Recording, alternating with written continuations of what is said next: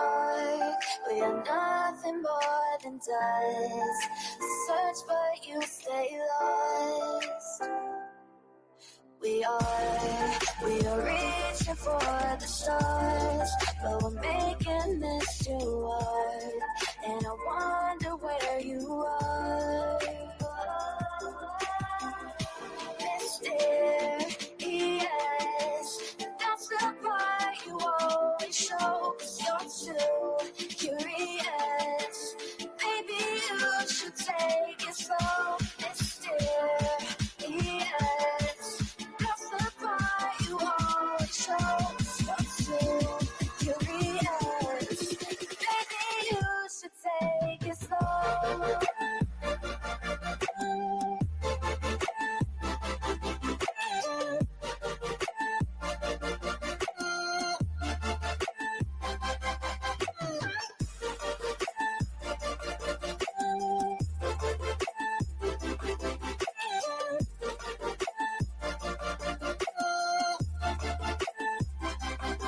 We're dreaming in the dark. We are nothing more than dust. Search but you stay lost. Search but you stay lost. We're reaching for the stars. We're making this too hard. And I wonder where you are. Mysterious, that's the part you always show. 'Cause you're too curious. Maybe you should take it slow. Mysterious, that's the part you always show. 'Cause you're too curious. Maybe you should take it slow.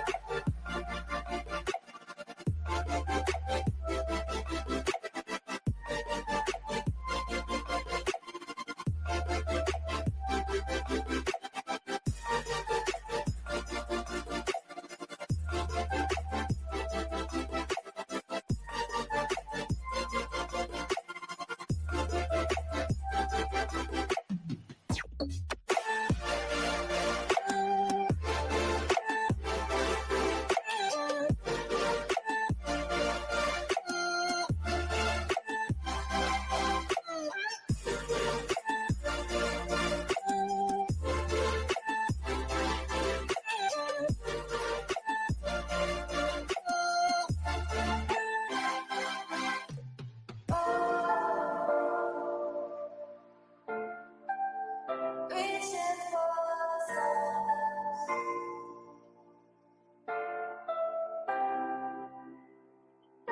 I wonder where you are.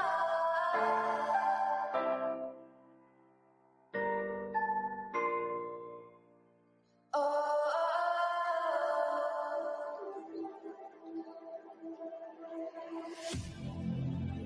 I need you again. So stick around.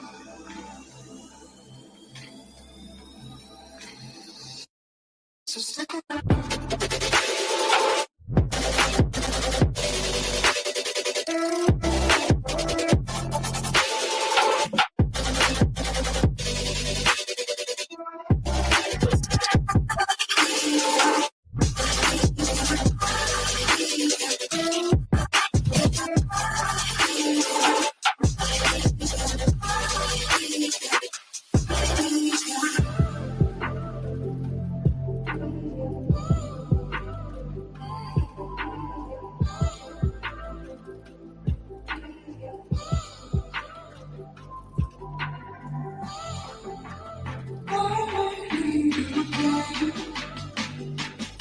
So stick around.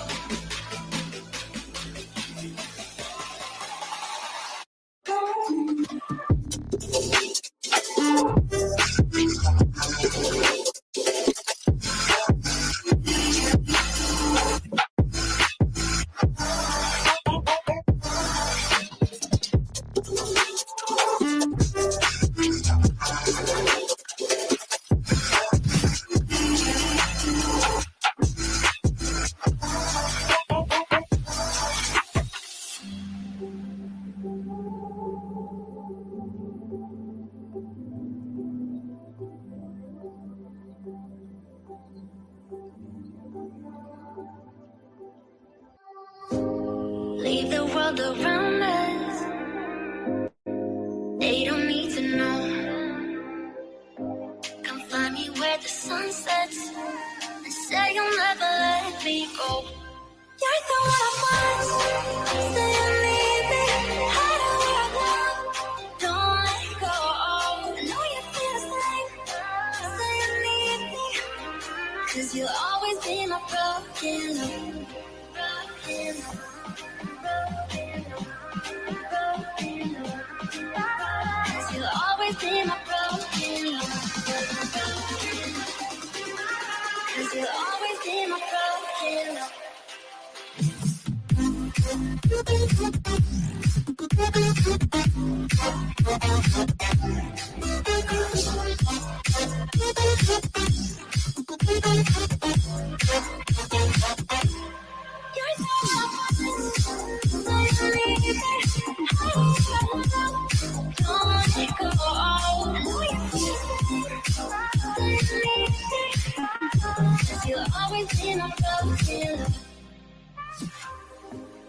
They don't know how we love when we're letting close. With you, I know I belong. Without all eyes on us, you're the one I want. Say you need me. Hide where I belong. Don't let go. I know you feel the same. Say you need me. 'Cause you'll always be my broken love. Broken love.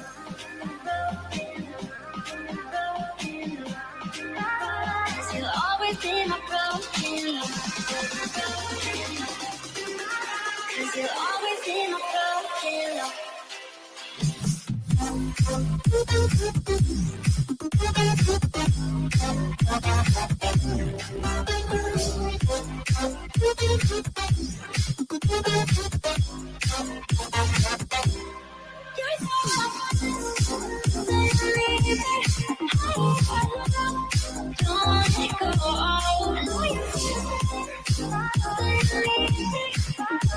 You'll always be my broken love.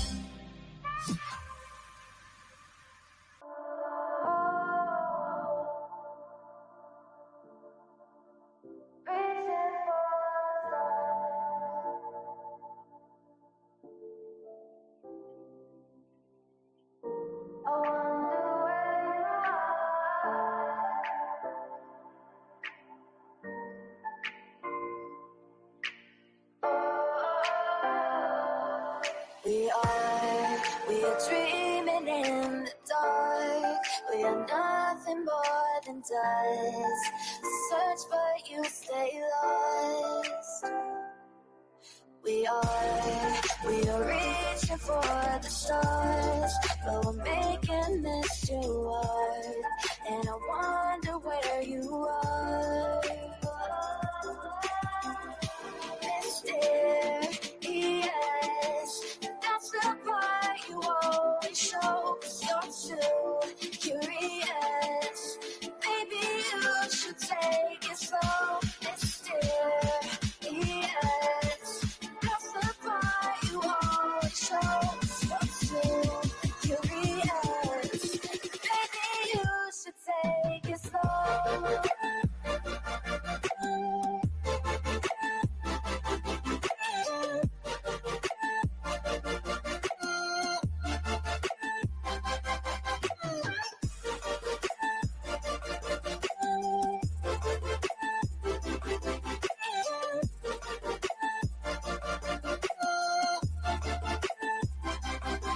We're dreaming in the dark. We are nothing more than dust. You search but you stay lost. Search but you stay lost. We are reaching for the stars. We're making this too hard. And I wonder where you are.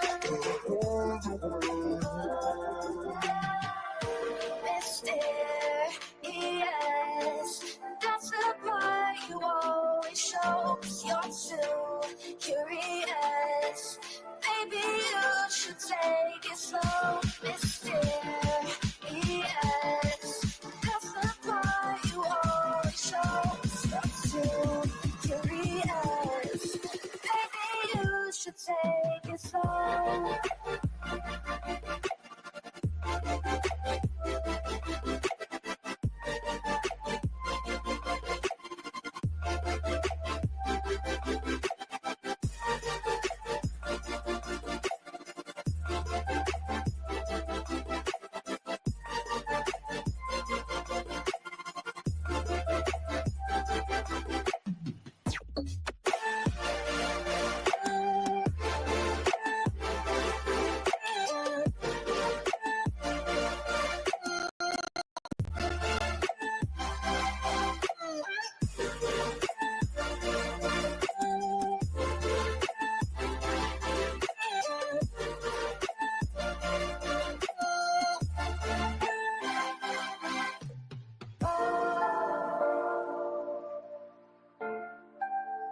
Reaching for the stars.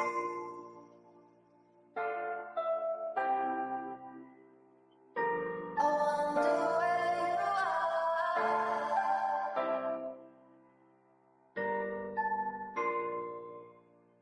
Oh,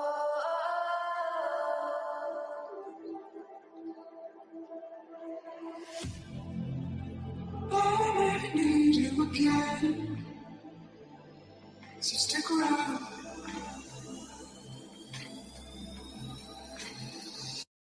So stick around.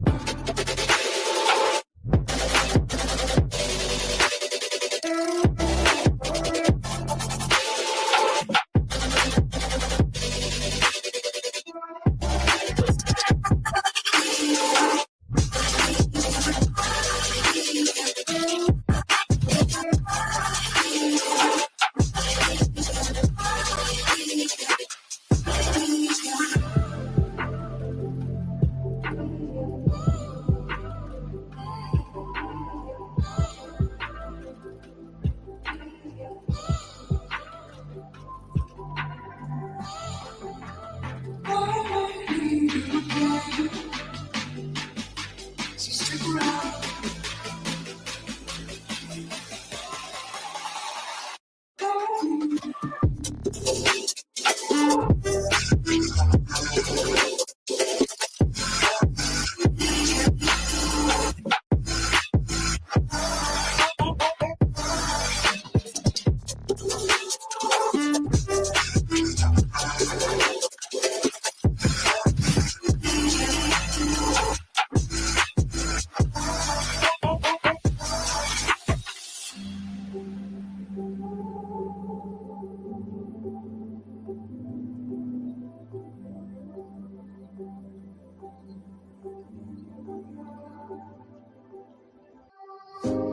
Leave the world around us. They don't need to know. Come find me where the sun sets and say you'll never let me go. You're the one I want. Say you need me. Hide where I love. Don't let go. I know you feel the same. Say you need me. 'Cause you'll always be my broken love. Broken love.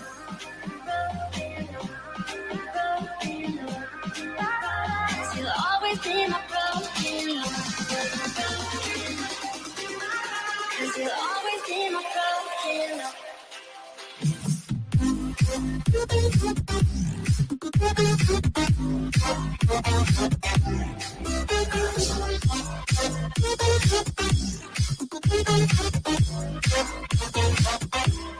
You're so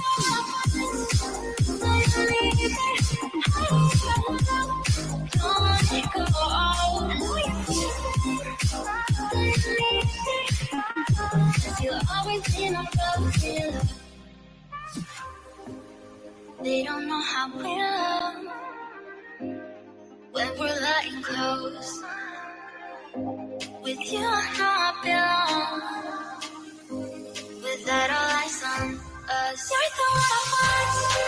Say you need me, hide where I love. Don't let go. I know you feel the same. Say you need me, 'cause you'll always be my broken love. Broken love. Broken love. Broken love. 'Cause you'll always be my broken love. 'Cause you'll always be my broken love.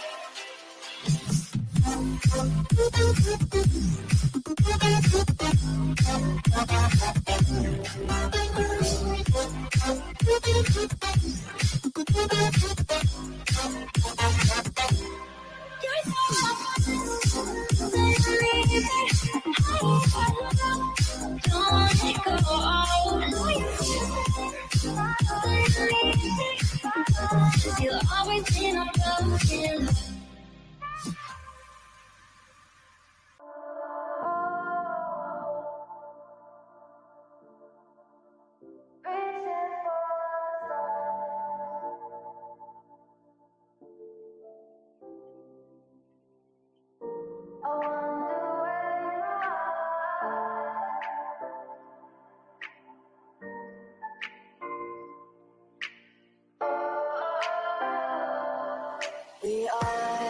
We are dreaming in the dark. We are nothing more than dust. Search but you stay lost. We are reaching for the stars, but we're making this too hard. And I wonder where you are. Mysterious, that's the part you always show. 'Cause you're too curious. Maybe you should take it slow. Mysterious, that's the part you always show. 'Cause you're too curious. Maybe you should take it slow.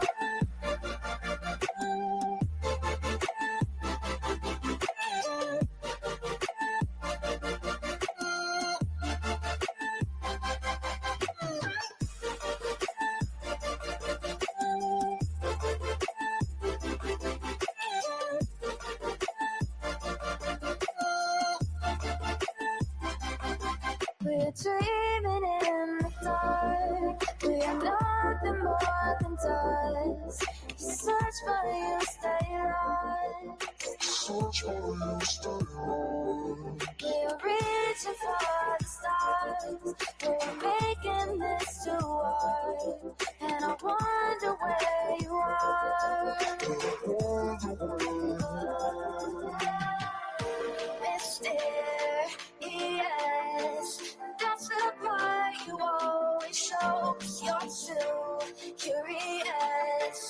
Maybe you should take it slow. Mysterious,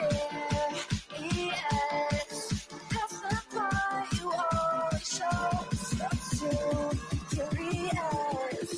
Maybe you should take it slow.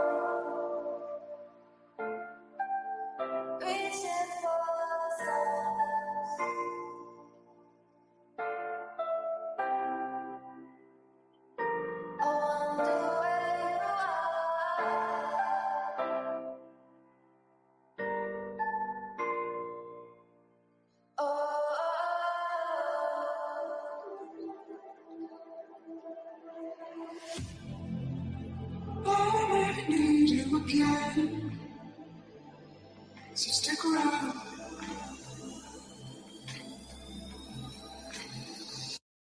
So stick around.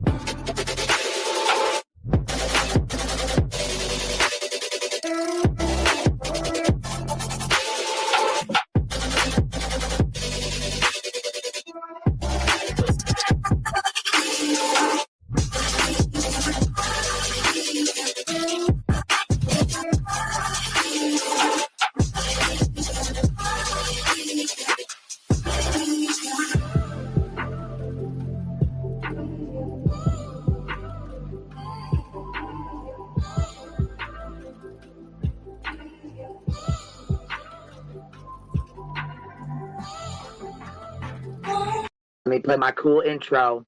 Y'all ain't ready for this. The disrespect is real.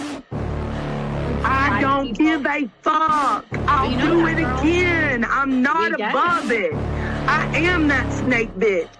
No, it's okay. You guys are all welcome to trash Queen in the chat. We'll hold a whole panel on Queen. I am honest to a point, but a lot of the things I talk about aren't true. Wait, somebody not telling the truth on YouTube? Are you fucking serious? Oh my god. Oh my god. Got a monster inside of me. You better watch out if you ignite me. The road ahead of full prophecy to be the greatest beast the world has ever seen. I feed him every day like the bones clean. I feed him all the hate and he grows me. And he gets claws real big, pissed off quick. And if you cross him, you might drop dead. Metaphorically, of course, settling the sword. Never getting bored, loves the blood and gore. Always wanting more freedom from the source. They don't really understand until they feel the force apart. If you start shit, you'll be heartless in the darkness. Torn apart quick, you left scars ripped. You'll be chewed up and discarded. Me and my friends, we're gonna find you and we're gonna rip you apart like a wasteland. Snakes don't get a fucking safe space. If she wants to keep it going, then we'll keep going. If she wants to stop the bullshit, then we'll stop the bullshit. But I'm not gonna fucking sit here and let anybody lie on my motherfucking name. Bring your app. The fucking link is in the chat. That's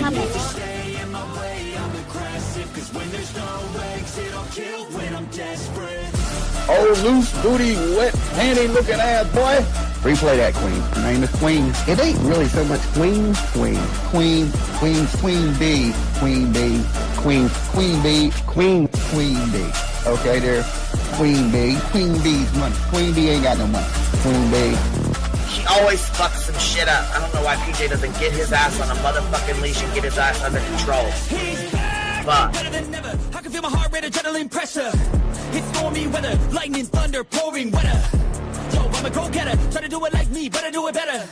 I got a mind that's clever, the beast inside is competitive as ever. I'm conscious, my subconscious, an accomplice to me. I promise the darkness, I can honest believe. But don't cross me, I might lose control of the lost beast. He's locked away inside with the key control, by fight or flight. And I haven't brought it public, you know why? Because someone that I was fucking close to is in the middle of a goddamn lawsuit. How do I get my hands on your soul? Because I need something to clean these titty broads. My dove is just not doing it.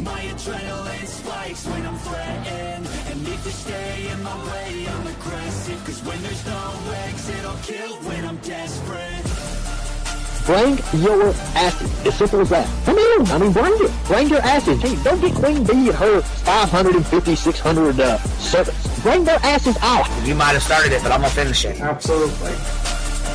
Or go to somebody else's panel. Let me just say Queen B's panel. I'm telling you, we all need to go up on Queen B's panel because that seems where everybody's going. I guess Queen B is like the god of YouTube. Queen B Escobar, bro. She's in China just making drugs.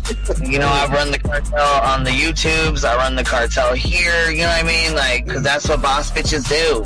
Exactly. Beefing with the Queen B because I heard the stinger sucks. This lady Queen B with the lip ring is innocent. You two weirdos are being weird. No, I know who this is. You're the lady that was on Molly Go Lightly. No. You have no doubt QB could hold her own with any female on YouTube. Let me tell you something we all learned a long time ago. I would fuck her up and drag her from here to China. Let's meet one-on-one. Writing checks their mouth can't cash. Bitch, I didn't write a check my mouth can't cash. I cash all them motherfucking checks. And I cannot for the life of me understand why people put her on a pedestal. And these allegedly smart people put her on this pedestal like she's something important. We got to tell you about yourself. It's your fucking old lying ass over there. Is her fucking name obnoxiously relevant? Because she I know, she changed it. She meant to say obnoxious and irrelevant. That's what she meant to say.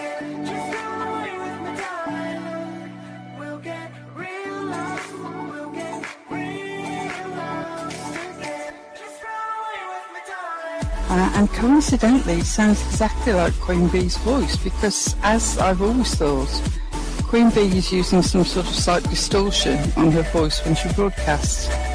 Exposed! Queen Bee exposed! Oh my god, bitch. Did they get that Dugan? Said they get that Dugan.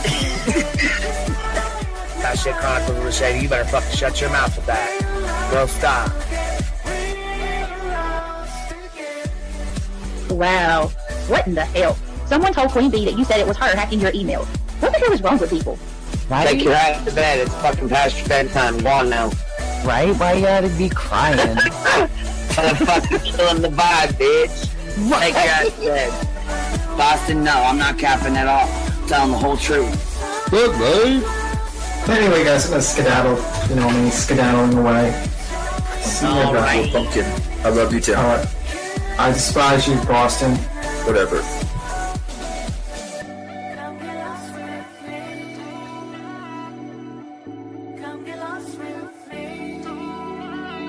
Good morning, beautiful. Happy day. Happy day, baby. We got trigger today. I trigger these motherfuckers every day.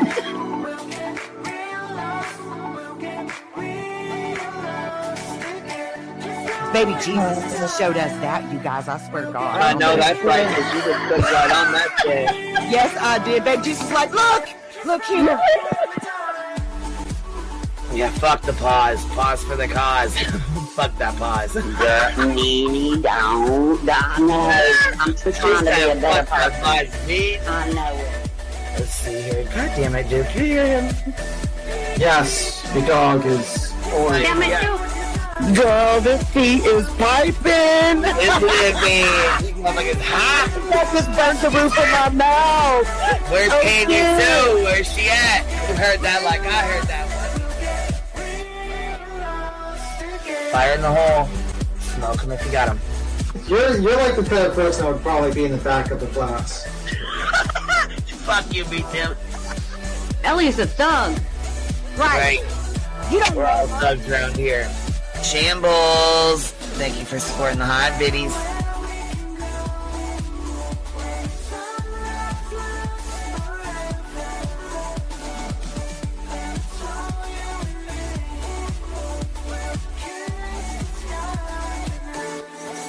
Y'all wasn't ready for that, was you? Wait, I wasn't, bitch. I was not. I wasn't even close to ready for that shit. All right, I love you, baby girl. I'm gonna jump off. I love you too, baby doll.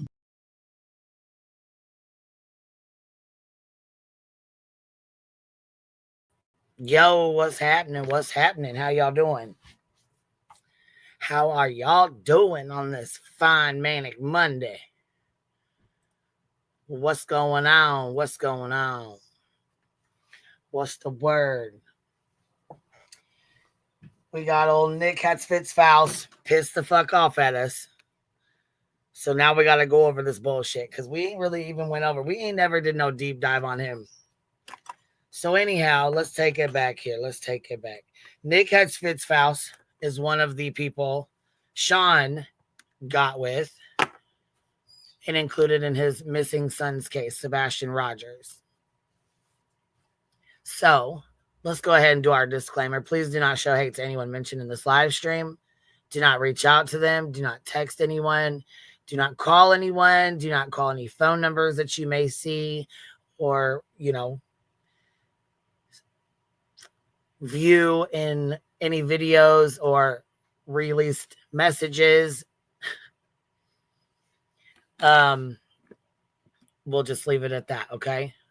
There you've been disclaimed. Anything stated in this live stream is stated as opinion unless it's stated as fact. It is an opinion unless it's stated as a fact. We will be going over clips. We will be playing other YouTube clips, from other creators. We will also be sharing clips from news sources, etc. I will link all of those in this video because I know this will be added to the RICO. So please understand, anyone that comes up on panel, your name will be put in a court document. Anyone in this chat, your name will be put in the court document. It is going to be recorded from start to finish. I'm just putting that out there, not to scare anyone, but to make sure you are very well aware of the fuck shit that's been going on, that is going to be going on, especially today. So, with that said, I will drop the link. I don't mind dropping the link, but please be aware that when you come up here, you will be more than likely, in my opinion, put in a court document. Which brings me to the reason why we're doing this. So, as y'all know, Nik had me blocked for the longest time. Why, I don't know. Now we know. But before I didn't know. Couldn't figure it out. So anyhow, he unblocks me. I'm like, okay, cool. So we start talking shit, hanging, talking shit in here. Like, oh, unblock me, blah, blah, blah, joking around, right? Tit for tat. So he took a few jabs at me. I took a few jabs at him. It is what it is. Kept it to the internet, right? So we have a conversation. I reached out to him trolling. Like, hey, be my friend. Hey, felons are more fun. Hey, yo, what's up? He was ignoring me for good reason. So with that said, let's take it back to this. I went up on Granny's panel yesterday and was talking to her and Barbecue, who have been served with a lawsuit. And I shared with them the screenshot that's on my thumbnail, which says, keep this between us so I don't get roasted, but At Night has no intent on adding you to the suit. It was to see if someone would react.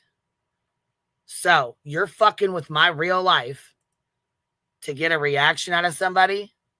That pissed me the fuck off. As it should have. Because first of all, I am a mother before anything.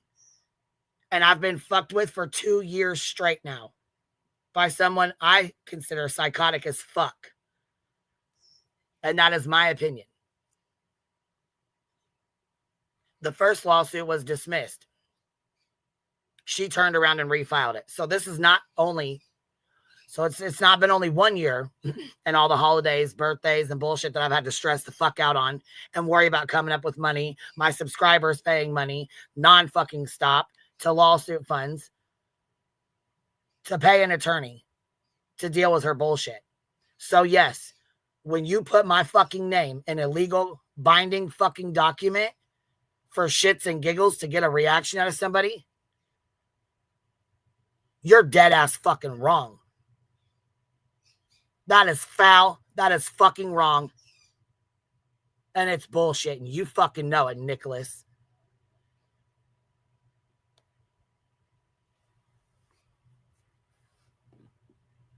So I shared that message with Barbecue Lady and Granny on her panel. Of course, we knew you were going to share the inbox messages. Look what you did to Exhibit 35, bro. She wrote you trying to tattle rat, and guess what? You shared it out. You've shared out everything. You've turned this fucking case, in my opinion, into a fucking circus shit show. You and Sean. And we're all fucking sick of it. Everyone is sick of it.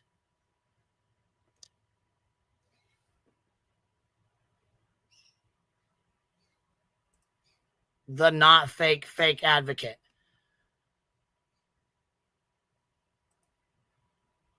So, you got mad, which we already knew you was going to be mad. We already knew the fucking inbox messages were going to come out. Do you think we're fucking stupid? Might have been born at night, but it wasn't last night. At night, get it? Anyways. So I share that. Well, last night, Nik decides to jump on his Twitter and share some inbox messages between him and SF Investigates and our inbox messages, as if we didn't know they were going to be posted already. So we shared those, went over them, to which I clipped our reaction to this bullshit yesterday. But let's go over this again.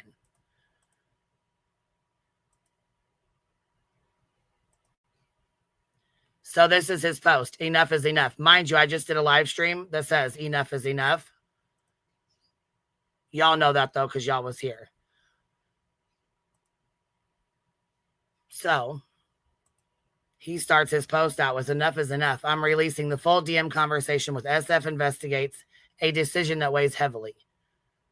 Okay, so first of all, you just told on yourself. I'm releasing full DM conversations with SF Investigates. So while you're trying to lie now, backpedal. We'll keep it going, though. Fisher, relentless threats, direct and indirect blackmail, and manipulation have left me with no option. As a private investigator licensed across multiple states, his role is meant to protect, uphold justice, and maintain integrity. Instead, he's weaponized that authority to intimidate and control. I know Fisher won't stop. He'll expose our text, weaponize illegal recordings, and continue to try and turn my allies against me. But I won't be boxed in, gagged by his threats and coercion, simply for taking on a case that his buddy and confidant, who's now turned into a puppet, was even eager and hopeful for us to assist. This isn't just about me. It's about accountability. Here we go. This isn't just about me. Okay? So we know it's you, Nick. It's about accountability. Here you go again. I've admitted when I've been wrong. My history reflects that. But has he? His refusal to acknowledge his own mistakes baffles me, especially when he discards professionalism for the sake of always being right. Again, enough is enough. I'm also releasing a screen recording of my DMs with QB8880. While I didn't expect privacy in those conversations, did any of us expect privacy in those conversations, Nick? Because you don't keep shit private, Joe. Not a motherfucking thing. So we knew they were not going to be kept private. Once again, look what you did to Exhibit 35. She tried to rat people out and help y'all out, and you still busted her ass out. You still put all of her shit out. I've now seen how she's twisting my words to spread misinformation. Oh, really? Can you enlighten me on what I've twisted and what misinformation I've been spreading? Because the clip and the screenshot that's on Granny's watching from yesterday is from your inbox messages to me. Directly from you, Nick, to me. But here, let's tell me how you feel. Her actions remind me of a rabid coyote striking wildly and without care for the harm caused. Oh, really? Really? Her actions remind me of a rabid coyote. Kind of like your actions remind me of a rabid coyote while you're trying to sneak the fuck around and play riddle fucking games and, you know, fuck with a goddamn single mother 2 days before Christmas, 3 days before Christmas, a month before Christmas. That seems like a motherfucking rabid coyote, if you ask me. Somebody that sneaks the fuck around and, my opinion, fucks with a missing child's case, clowns a missing child's case, and themselves. Dude, you're a total fucking embarrassment, bro. A fucking clown.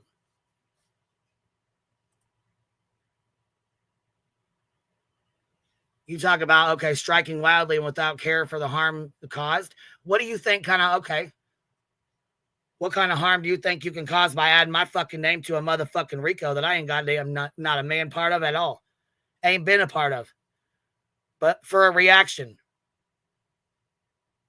So you want to put my name in legal paperwork. You want to put my subscribers in your legal fucking bullshit ass paperwork injunction.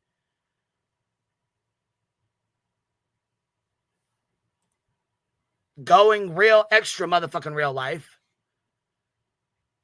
Striking wildly without a goddamn care for who the harm caused. Because fuck me and my kids, right? You don't give a motherfuck, but you care so much about kids and missing children, right, Nick? Miss me with your dumbass bullshit.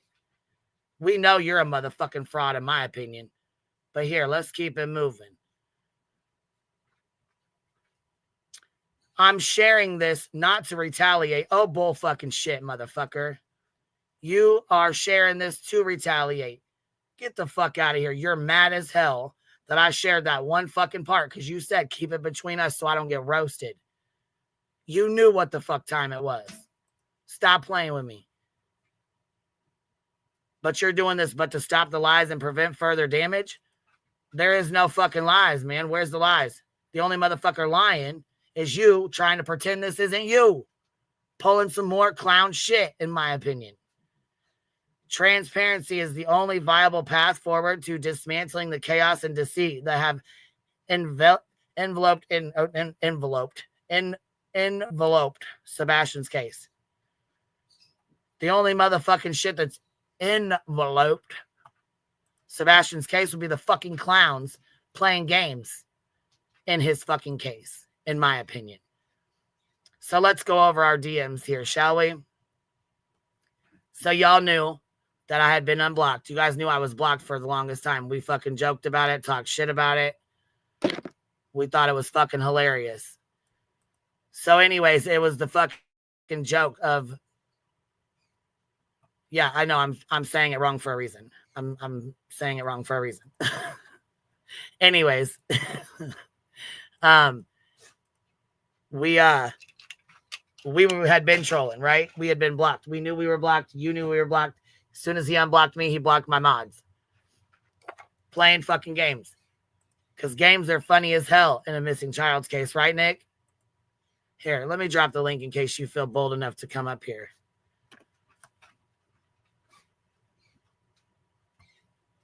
There's the link for you, Nick. You're welcome to come on up. Ain't nobody else up here. So I said, Nick, be my friend. I'm fun.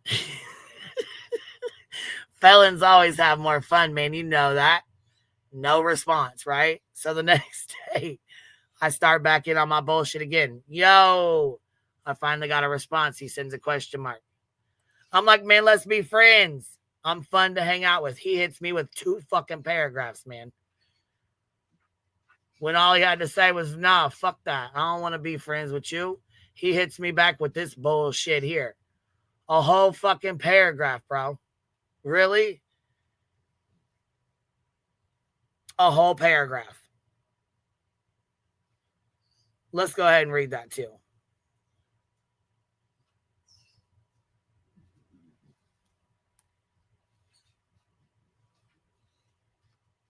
Because it's just fucking hilarious, right? This is hilarious. So funny. Because not only are you making a fucking clown of yourself, you're making a clown out of this case. In my opinion.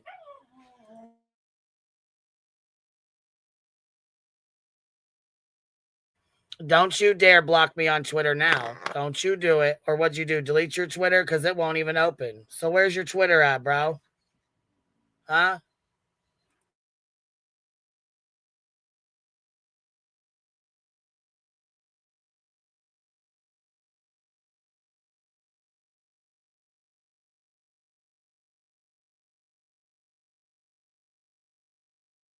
Weird. I can't get it to pull up for me. What's going on here?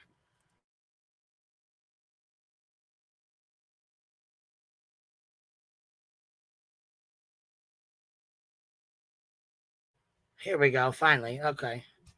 Just wanted to double check why it wouldn't pull up when I have it up right here.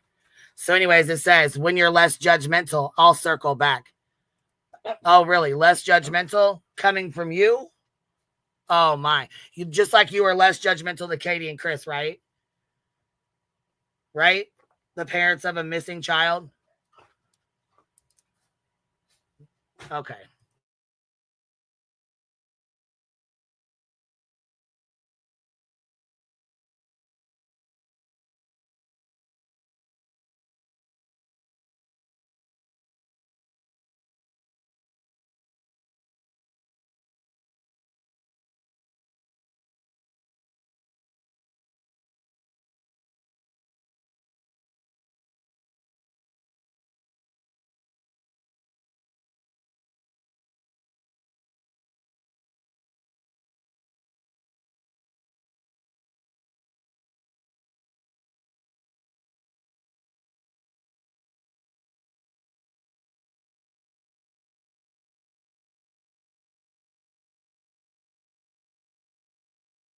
Give me a minute. I'm trying to deal with my dogs.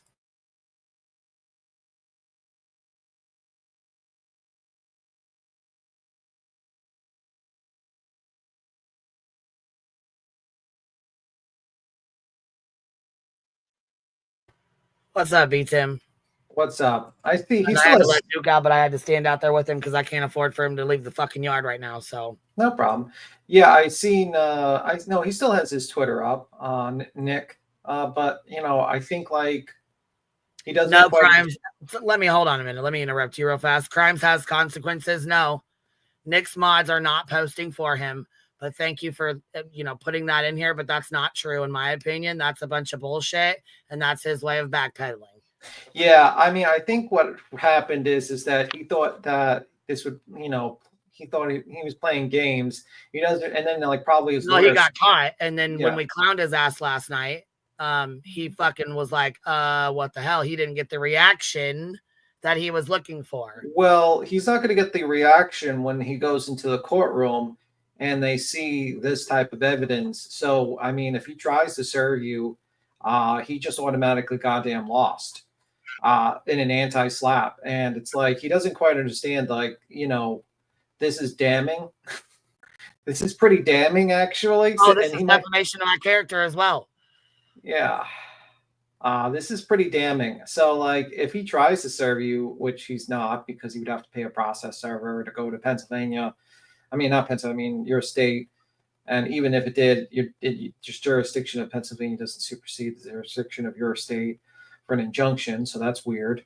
But, like, I think, like, this is a pretty bad situation. Like, saying, well, I wasn't planning on putting you on injunction. I just did it to cause a reaction. And it's like, okay, that's brilliant. Now that's exhibit A for you making a frivolous lawsuit, a frivolous injunction. Congratulations. I like SF's post is my favorite though. Under Nick's thing, it shows a rocket launching and then it crashing immediately. 13 hours ago. Like he thought that it was this big gotcha moment, but he doesn't quite realize that it makes him look like a fool, makes him look like a crybaby. Oh, they're making fun of me because I'm in my parking lot and I'm in a parking lot streaming. Yeah, well, the truth hurts, doesn't it, motherfucker? Because you are just in a parking lot. You haven't initiated a search. You haven't gone to the state like you've stated. You've mostly just live streamed from a parking lot. So. Exactly. So here, I'm going to finish reading this so we can get done with this. But he says, when you're less judgmental, I'll circle back. I never heard of you until this case. Not in a bad way. I don't follow much YouTube. Bullshit. That's a fucking lie, in my opinion. And I don't base first impressions off of rumors. So I withheld judgment. You've been slipping wisecracks about me from the onset of this case. And I don't mind that. But that morphed into subliminally accusing me of getting Singh's GoFundMe taken down. The amount of stuff I've been labeled and accused of, not just by you, is just exhausting. Let me stop you right there. The amount of bullshit that other folks have had to go through is fucking bullshit. And you know it. I would have 110% or 101% been down to join you on your panel and discuss this case and what I knew. But instead, the focus was on me in a park or slamming me for my past, which is bullshit because I have a fucking past as well. But I just didn't go buy fucking drugs and take them to a police officer and try to get the person arrested and then get myself arrested on some dumbass clown shit. I also didn't send fake ass racist fucking emails and get myself hemmed the fuck up with that bullshit either. Not to misdirect here. Yes, I did fuck up. Yes, I did do wrong. I've paid my fucking dues.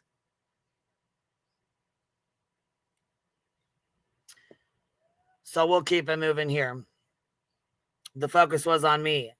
Okay, so you've got a base. You've got a following. You've got power. Please use it. And I promise you this case will be solved. How the fuck can you promise this case is going to be solved? You can't.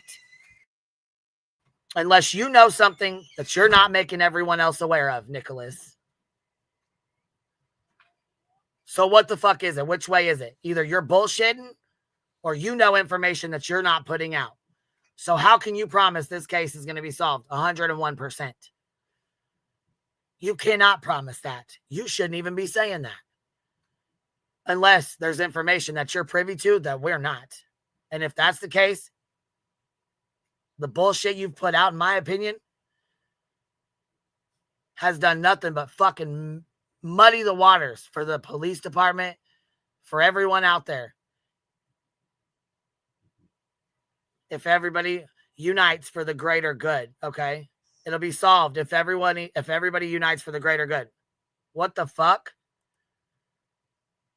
Let's keep it going. So here's the second paragraph. Unity will bring this kid home in the end. Oh, really? It will? What do you know that we don't? That's what I want to know. Let's see here. It's as simple as that. Maybe when the day nears or comes, we'll look back at this shit show and laugh together when he's home safe, whenever that is. Or wherever home is. So I said back to him, to this bullshit paragraph here. Mind you, I'm live while I'm typing this shit up as well. I said, man, listen, you blocked me before I ever even knew your name because of Betty and I have a past as well. So I never judged you on that. But with all the fuckery in this case, it's hard not to crack jokes, man. And the bullshit involved in the games, the riddle talk, it's ridiculous. I don't mind unity, but this bullshit that's going on, I just can't get down with. And y'all know that. You know damn the fuck well, because I've said it before and I'll say it again.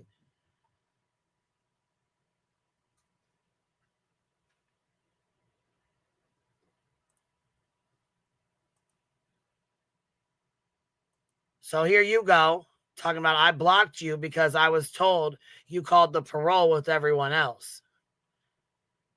And I responded to your bullshit reply up here and said, you also crack jokes on me and not just little ones.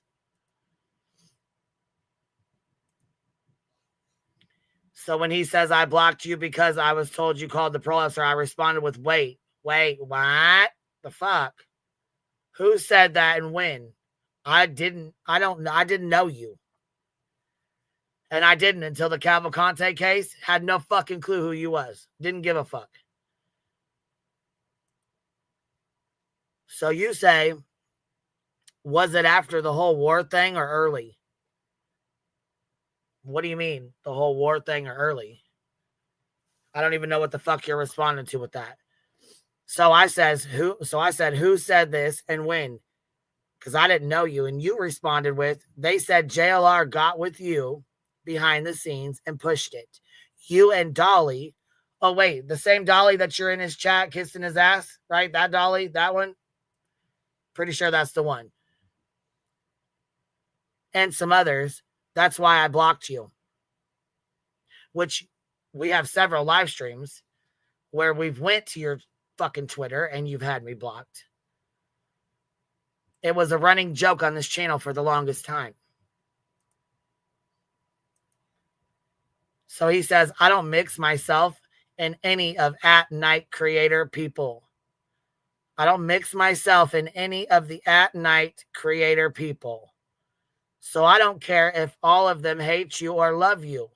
BHB has nothing to do with who I associate with at all. Really. So I said, man, JLR has had me blocked and JLR has me blocked and has had me blocked for a very long time. I was best friends with Heels and she called him and Betty out. He hates me and so does Betty. Hence the reason why she was in a lawsuit with me. Well, served me with a lawsuit that was dismissed. And then went and refiled it as soon as it got dismissed.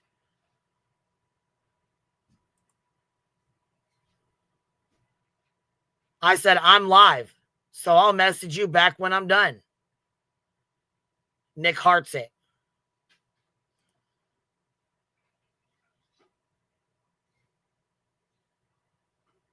So he says, fuck, I'm sorry then about blocking you. I don't know. I have thick skin, but it's a low blow when people call parole. I believe them. BHB wasn't the one who said it. I don't trust anyone except the people I know and see at least once every few months, which is like 13 of us total, I guess. But keep this between us, please, so I don't get roasted.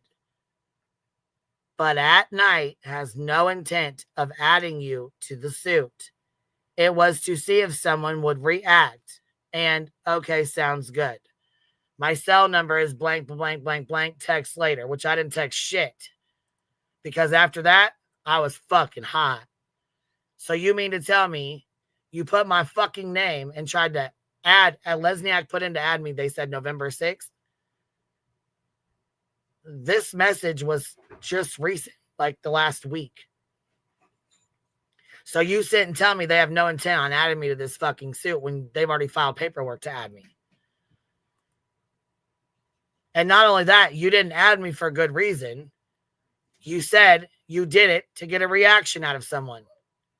So you're fucking with my real life, trying to add me to a motherfucking RICO lawsuit, injunction, whatever the fuck it is you guys are calling it now, to get a reaction out of somebody, to get a rise out of somebody. Yeah, I'm sorry, I don't give a fuck. That's wrong. That's bullshit.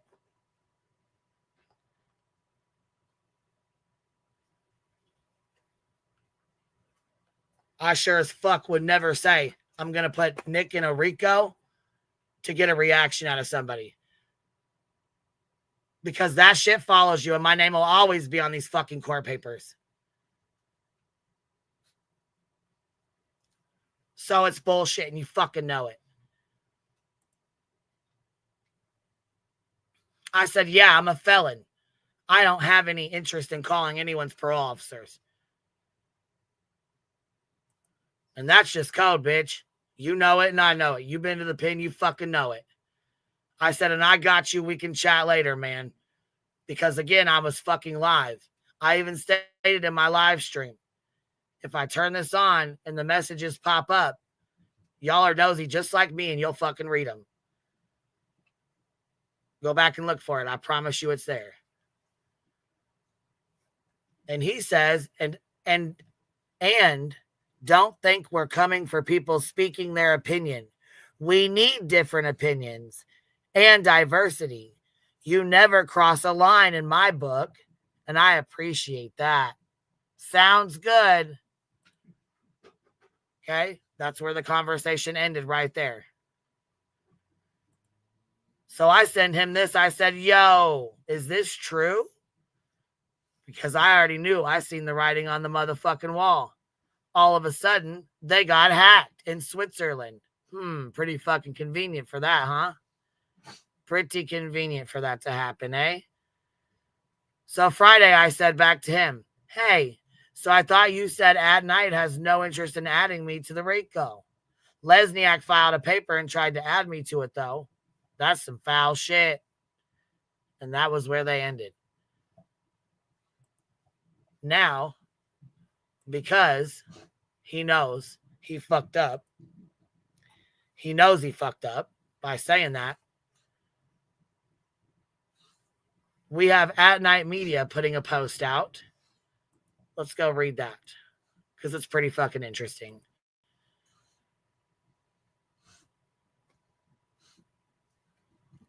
Still with me, B-Tim? I'm listening. I'm just letting you just explain everything without interruption. Gotcha. I just wanted to make sure I didn't lose you. That's all. You know, it's pretty bad. He posted it himself too as like a big phone, and that just shows you, like, by the way, like, no one destroys, like, whatever he says, oh, well, things are going to be private with me. He does it, and then it makes him look like shit, makes him look like a whiny little baby, makes him look like he basically made up a frivolous injunction and is just doing it for reactions. And then he thinks this was like a brilliant move. Like, it's really stupid. Like, he's just fucked himself. Oh, he took the tape off his mouth. Tape's off his tape mouth has now? been removed. Well, he's going to need that tape off when he testifies in court, you know, with his injunction. So he's going to need to talk. He's going to need to talk. And I'm just curious, if it wasn't you responding to these messages, Why were post it you on the one Twitter? responding to the ones with SF, or was that Yeah. allegedly someone on your team as well? Yeah, and also, don't you have control of your Nik the Hat's Twitter account that you posted that from? Like, come on, you know that's you. Also, we know you. Yeah, go ahead. I'm sorry, B Tim. Go ahead. I'm just saying, we know it's you. That's 100% you. That's a message, and this whole thing you're trying to separate Nik the Hat from At Night is ridiculous. It's laughable because you keep on bragging about I'm part of it now. I'm part of it. I run it now, and then you're like, well, Nik doesn't really have any decision making process. Okay, we'll see.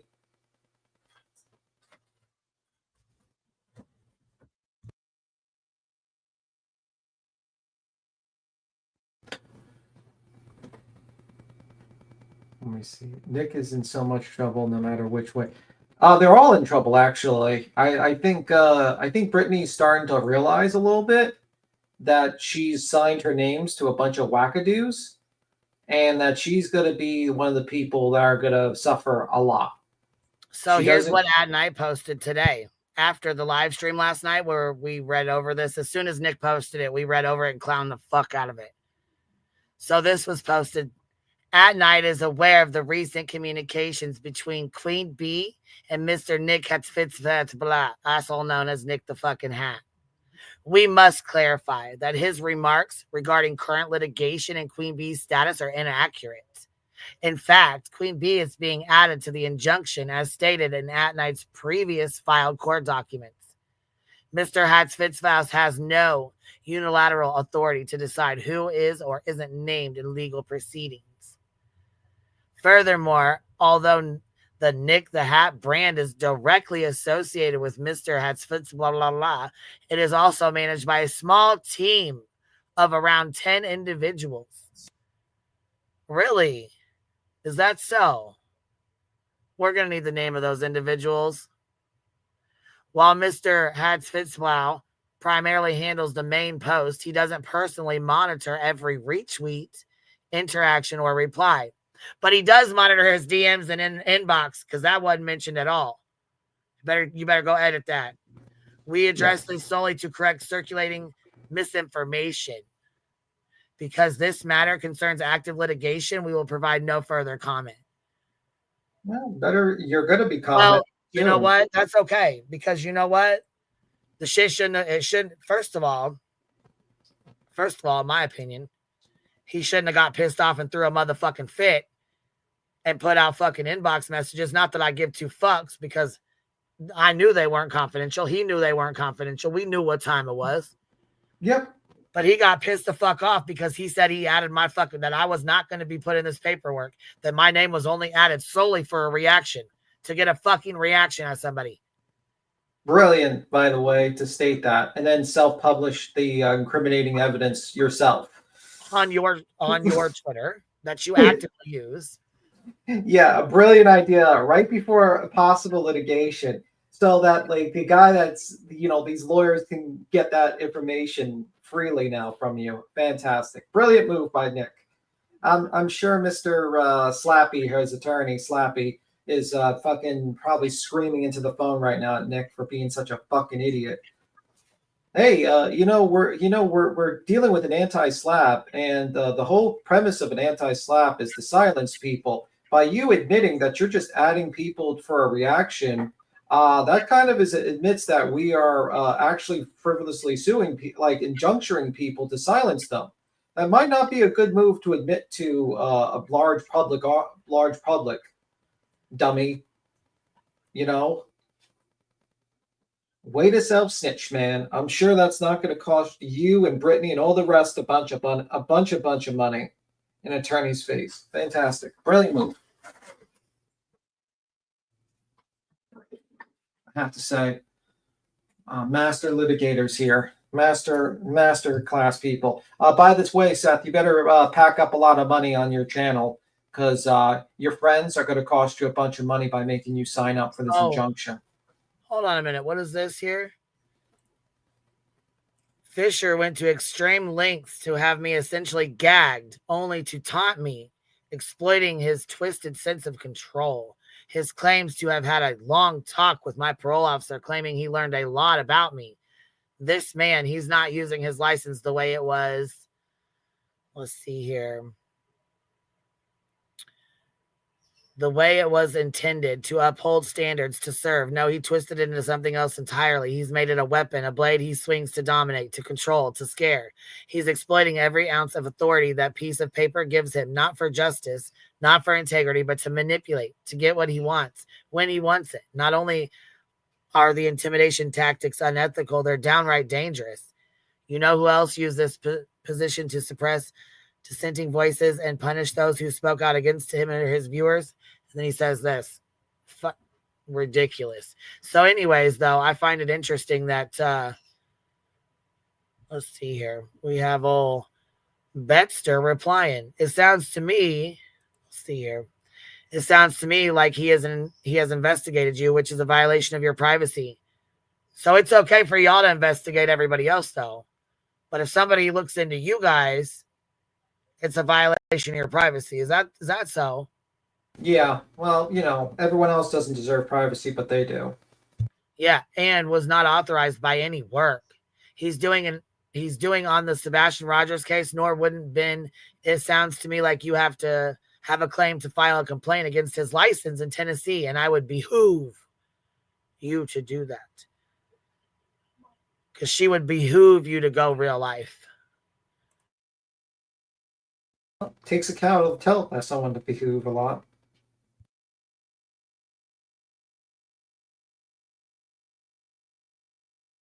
I just find it interesting that Mr. Nick, you self-snitched, and now you've basically thrown Seth Rogers, who's the father of a missing child, teenager, I should say, into a litigation where he might be liable for tens of thousands of dollars, if not more. I'm sure that's going to be fantastic press for you. And you're going to be fighting like 3-4 lawyers. Actually, no, you're going to be fighting like 7 lawyers in the courtroom. Just by like my understanding of Barbecue's got 5, Granny's got 1.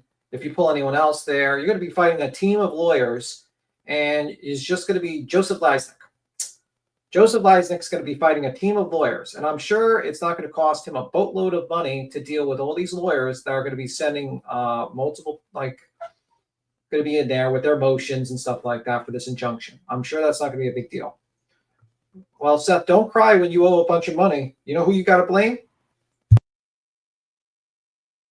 Blame your friends. You know what else I find interesting? It was stated that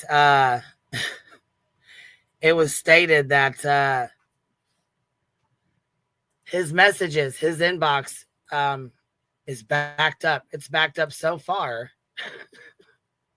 It's backed up so far to the Cavalcante case. I said, my God, why would anybody want to send you guys any kind of tips? I mean, if they're just going to sit there and you still have tips from the Cavalcante case sitting there, obviously your team of 10 folks ain't doing very good, are they? Yeah, that doesn't seem like they're doing their job, which is like, hey, imagine you get a tip like, hey, I know where Sebastian is. He's over here. And then you don't respond to it until like 4 months from now. That's usually not a good idea. Oh, and you know what else too? Let me show you a little something. Okay. All right. I forgot I probably better. So let me see here. Matter of fact, it looks to me as though somebody made a boo-boo on this. But let me double check this real fast before we just pop this right up. Yeah. A boo-boo. Oh, shoot. You mean it's not enough that he basically destroyed his entire argument for his injunction, and that he's possibly given the one, like the key to like a piece of information for a team of lawyers to use to destroy his lawyer in an injunction and force his clients to pay close to $100,000 each or more? You mean this is bigger than that? Because I think that's pretty bad. I think that's pretty bad. I think if I was Mr. Joseph Lasniak, I would be picking up the phone screaming at Mr. Nick, saying, "What the fuck are you doing? You're going to have me get sanctions, and you're going to get me to possibly to pay a bunch of money. Are you a fucking idiot?" That's what I would be saying. I just don't see why the fuck this is funny or okay or, you know.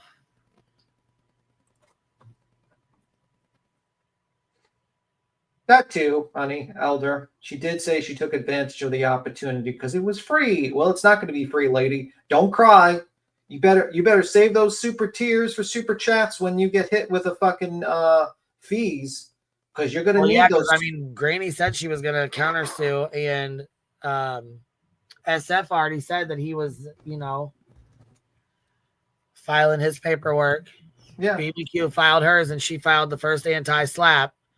So, I mean, yeah, this case is going to be talked about for years to come. Chris was right. I just don't think he realized how right he was. Yeah.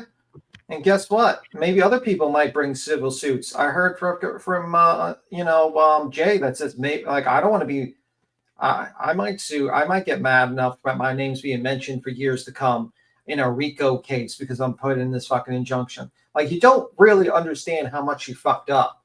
You added all these people, and now you're going to have to deal with a bunch of consequences. So congratulations. You fucked yourselves.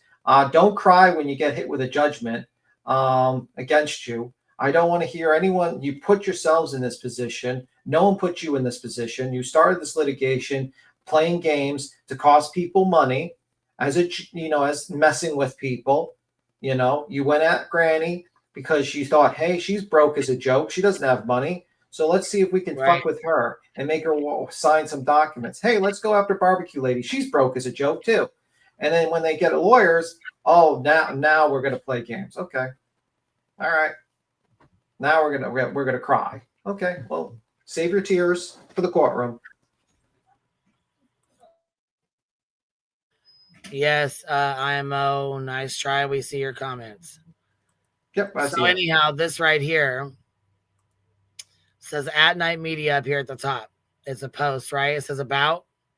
So check this. Over 1.5 million students. Your content is a priority destination for affluent readers who love play-by-play content through the lens of those directly involved. Privacy policy, right? It says YC News. See it right there? YC News.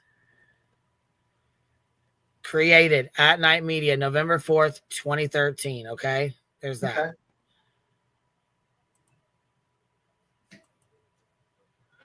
Go back down here and it says created OMG Live, November 4th, 2013. Okay. At Night Media, YC News is connected. Sure the fuck it is. You keep saying it's not. Yes, the fuck it is. In my opinion, from what's just been shown right here, yes, the fuck it is.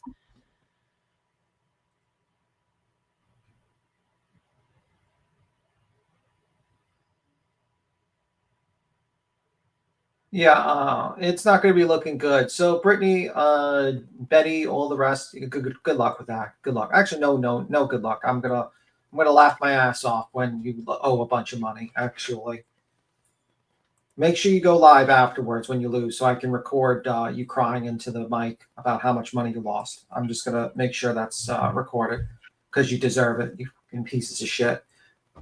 Like these people have actually used the case of a missing child to basically attack their online enemies and to make money. The fuck? Yeah, I didn't show the other screenshots that are up here too. Hold on. Okay. Like, what the fuck is wrong with these people? Like, oh, we need people. We don't mind people with different opinions, but we're just going to file an injunction to just basically silence them completely from talking about it. Okay. Yeah, see, I already showed it was created on November 4th, 2013. I already showed this though.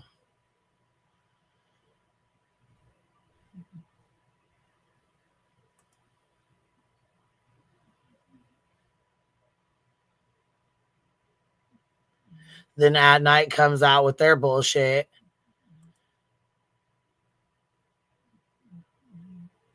joined September 2024.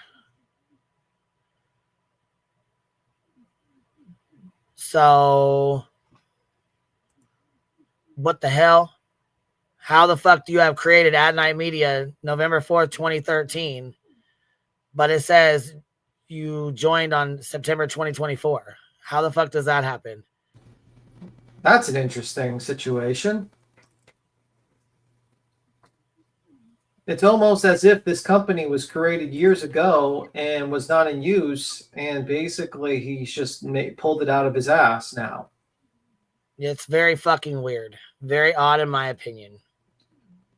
Very fucking odd. What's Kodo talking about? People are saying something to her in the chat. Sorry, guys, been waiting on that little sucker. I'm excited. What do you mean? Breaking news, I got a gold crown, biatch. That's what she said. Oh, on here. And you also don't have... got my gold crown, biatch.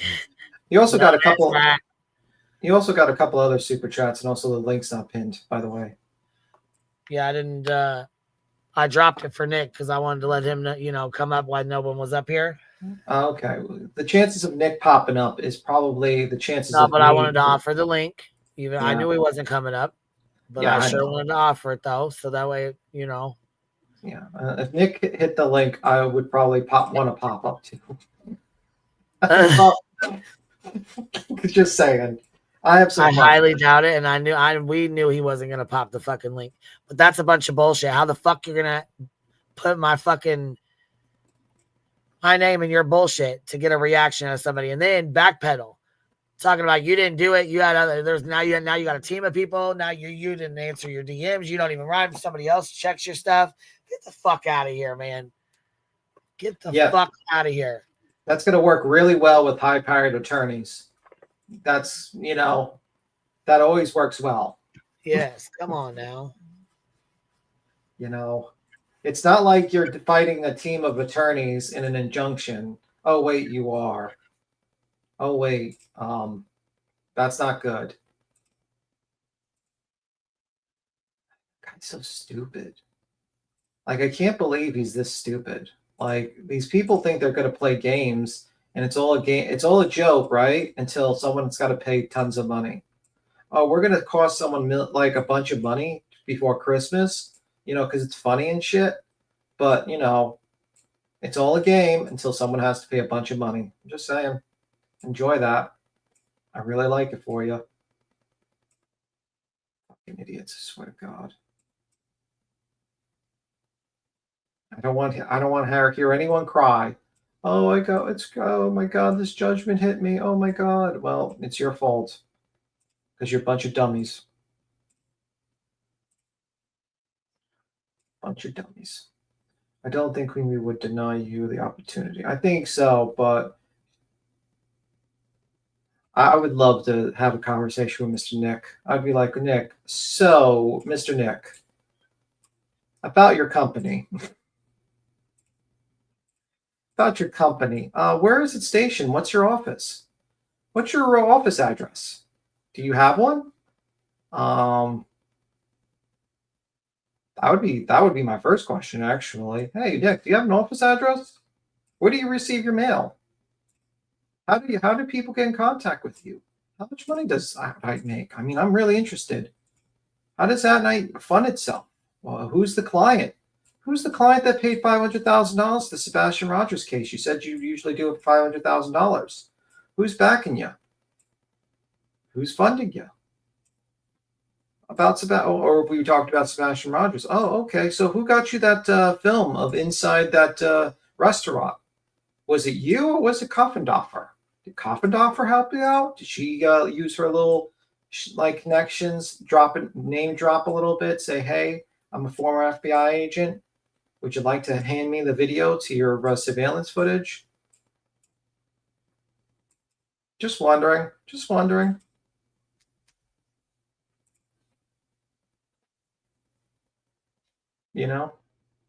Just a thought. Yeah, that would be good. I mean, obviously, I'm not going to ask them the name of all his employees on this live stream because, they, unlike him, but I highly doubt they exist. But just in case, he'll probably just say, well, I'm not going to dox out my employees, so obviously I wouldn't ask him that question because I know the answer already. Even though I believe he would be lying, and that would be a blatant fucking lie, but I still don't, certain questions you don't ask because you already know what the response is going to be. So we will see. We will see. I just find it very interesting that this guy is just basically playing games. It's all a game to cost everyone a bunch of money, and he thinks it's hilarious. Oh, it's hilarious to cost people thousands of dollars so they have to hire a lawyer to defend a frivolous injunction because you want to be in the press, and you want to be in the news, and you want to be everyone to talk about you, and you want to throw everyone else's name in the trash to make it look like they're part of some sort of fucking conspiracy, some sort of criminal enterprise. That's funny. Ha ha ha. It's so funny, right? It's funny to basically name people as part of a criminal enterprise when you know damn well none of these people are part of any sort of criminal enterprise. That's funny, huh? Fucking idiot. And then you got idiot YouTubers that just support that behavior. Oh yeah, we definitely support that. That's about the most ridiculous part of it. Is I don't think y'all even realize who you're fucking supporting. It's fun and games, and like it was joking. We joked around, tee hee ha ha, because he was blocked or he had me blocked. Huh? That's funny. It's okay to joke around with that. What it's not okay to joke around with is putting everybody's fucking name in a goddamn RICO, because he didn't just add my fucking name to it. He's adding everybody that comes on panel or that's in chats or whatever the fuck. When we went over it, Rowena's name was in it. Snack fucking dealer, my dog's snack dealer was in it. B Tim's name was in it. Yeah. Anybody that come up here was in it. Yeah, and he thinks it's a joke. It's like, ha ha ha. We're going to say that you're all part of a criminal enterprise to stop finding a missing child. Right, What? Brianna's fucking name is in it. Her name's in it. I mean, it's fucking ridiculous. Body Movement actually might have a litigation against them too, because she's in a Netflix fucking special. She's actually with a Netflix special, so good luck with that. I mean, I don't think those people that fucked with cats did too well with her. I think that ended pretty badly for that guy. Just saying. It didn't end well. Badass, man. All right, here, let me get to these real quick. I'll get back over here. Seeker gifted 10 memberships. If you guys got memberships, please tell these guys thank you. Petty AF gifted 5. Hold on. The dog is snoring. My voice change. Yeah, she's snoring, but my voice changer went outside to cough real quick. Petty AF gifted 5 memberships. Jenny's Mixed Media Journals gifted a membership. Seeker gifted 10 more memberships. Damn, you guys were shaking the hell out of the bushes. Petty AF said Nick Hats fits him now. That's his name now. Petty AF, sue me, bitch. Loves Nick and BHB. Not sorry. Smitten Kitten, please add me as Smitten Kitten, not Spitting Kitten. Thank you. Merry freaking Christmas. Let's see here. Petty AF gifted 5 memberships. Thank you so much, love. Brianna says $5 super sticker. 2 people on this whole ass app know my name, know my phone number. People send me their digits. They get jack shit in response. Well, and we already know he fucking trolls. I'm sure that's not his real fucking number. He probably just put that shit in there as a fucking troll number. I don't know, because I don't give a fuck. I wasn't calling that shit. Kodo says, breaking news, I got my golden crown, bitch. I wanted to make sure we got caught up on those. Let's see here. What's up? I made it. What you doing? Just sitting back here thinking about all the things that you talked about this morning, and it makes me go back to the one part in the filings where they said that nobody was supposed to raise money using like GoFundMe or third-party resources or things like that. That's what leads me to believe that they did this just all for show and play, like them saying to you, well, we're not really coming at you, we're just putting your name in there to get a reaction out of somebody else. And it's wrong. They don't understand the emotional toll that takes, because now forevermore, your name will be in that filing that could become case precedent. And we've been saying that. Well, yeah, all of our fucking names are in it. Yeah, that's what I mean. Like, yeah, I mean, so what? We're pioneers of the YouTubies now. Fucking hooray. And I agree, Hartley. Yeah, Lisa Marie. Allegedly, in my opinion, she did. Harley said they did it to shut people up. Yep, I agree with that. I agree with that opinion. I can agree with that totally. So yeah, this little green team here, we're gonna go over some of this shit real quick. We're gonna see who Nik really is.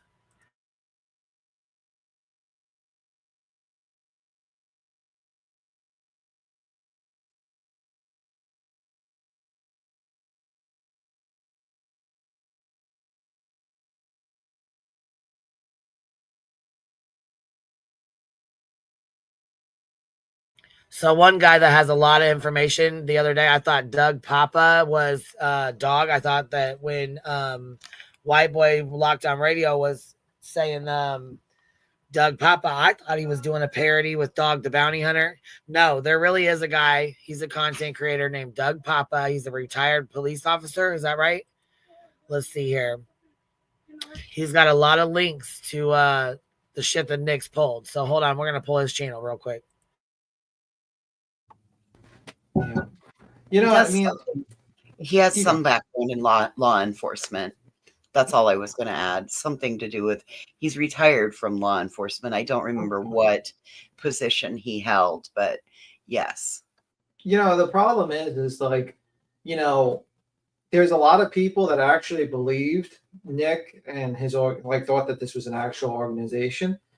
And it's kind of funny to see, like, you know, these are supposed to be true crime channels, and none of them actually did any background search of this at night intelligence. They just ran with it because in their minds, you go. Go ahead. No, you go. You go. Well, the only other thing I was going to add that plays off of that point, Tim, is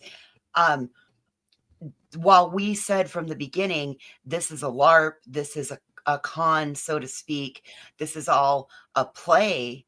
What did we get? We got nothing but backlash. And now people got named in injunctions for calling it for exactly what it was. Well, we're going to see, like, you know, $500,000 again paid retainers. If we just see Mr. Joseph Lazniak jump into there by himself, you know what I mean? And he's got to have to deal with all these motions. We're going to see, you know, we're going to have a classic the emperor has no clothes situation.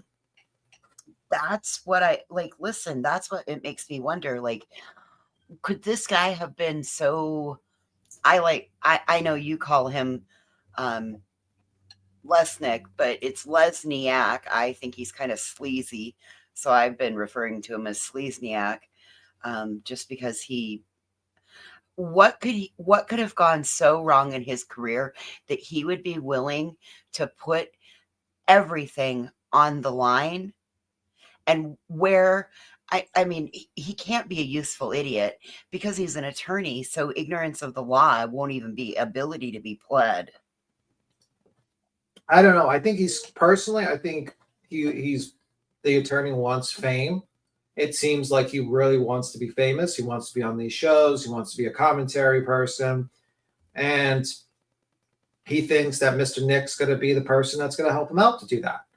I mean, who's the attorney that has like a social media person pushing them out? You know what I mean? Some attorneys do that, but like most attorneys that are working day in and day out in civil litigations, you know, usually they just have a website and, you know, whatever. I don't know. It's just very weird. It's very weird. Okay, well, I didn't know if I was the only one feeling this way. No, I think what's going to happen, I don't know. Now, I don't know what's going to happen to Mr. Joseph Lazniak. If he's going to be hit with sanctions, if he's going to have to pay money out of his own pocket, if he's going to win, if he's going to lose, I don't know. But truthfully, I'd be kind of worried based upon his own client's words. His own client has gone on multiple live streams and multiple places and posts that go against his entire case. And now he could try to separate himself from Nik, but Nik is also a plaintiff in the filing. Like, as much as Nik at night wants to separate himself from Nik is listed as a plaintiff in the filing as well. So that kind of defeats your whole purpose. So has anybody ever deep dived to see if there's a connection between Sleazniak and the rat? I don't know. I haven't looked into it. I don't really. Or has anybody figured out the full affiliation between Hong and Nik or the rat? Because even though Hong isn't there now, he started in the beginning and all that's still there. And so even though he's walked away, he should be able to be held culpable and responsible in some point, from my opinion and perspective. Well, he will be. He signed the document. Right. Oh boy, here we go. Well, this is that Doug Papa's video. So he says on November 19th, 2022, which was just 2 years ago, the Doug Papa podcast published episode 127 titled Nicholas Hatzfitzvaus, a felon, racist, fake news reporter, fraud, and liar still in prison. Which, like I said, I was new to all this shit. I didn't see any of this until White Boy Lockdown Radio did his parody and mentioned this guy's name. And I thought he was talking about Doug the Bounty Hunter, like as a joke. And this was a real person. And then when I seen it, I was like, oh my God, that's real. Like he's real. So that's what led me to look these up. Don't lie, Queen. You thought it was the rapper Big Papa or something like that. That song. I was. Yep, you got me.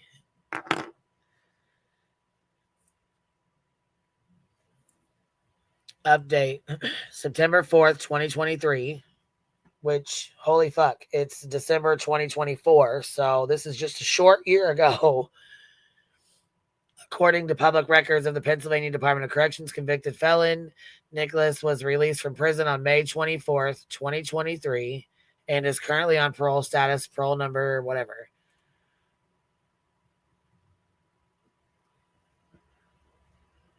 He looked so better. He really did just get out like recently then. Yeah.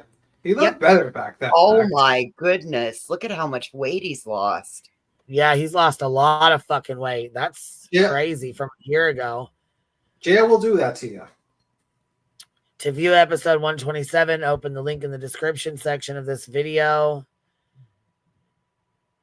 And I think that's it. Okay. So it's called Doug Papa Podcast. Let me go grab the link so y'all can go. Well, because there's so many in here. I'm not, there's no fucking way I'm going to play all these or whatever. You know what I mean? Which I really have no interest in doing all that. But I'm going to give you a little quick rundown of who Nik is and part of the green team. Like Tony, like Betty. We'll go over some of their stuff because they have no problem going over our shit and talking all kinds of shit and doing this kind of fuck shit, right? Yeah, well. So maybe people need to know who Seth's green team really is. Question.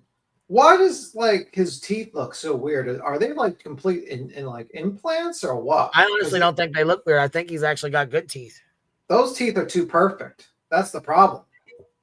That's what I mean. Like he's got like perfectly white teeth. I don't think they're bad. Like I think I'm bad anyway, really. No, I'm thinking they're like Boogie's teeth because Boogie had bad teeth and he had all his teeth removed and replaced by like surgically replaced his teeth. They look kind of like the same. And like Nik's teeth look so like they're too white, they're too perfect. It's weird, man. It's like you're looking at like a weird glitch. Am I the only one that just like focuses on Nik's teeth because they're way too perfect?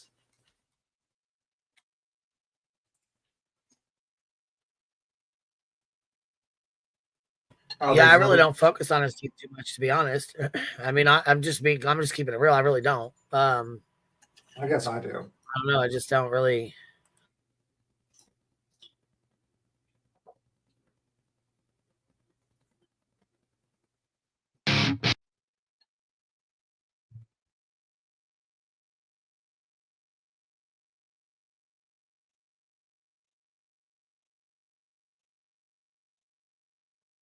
I agree. Yeah, it's just weird. His teeth are weird, man.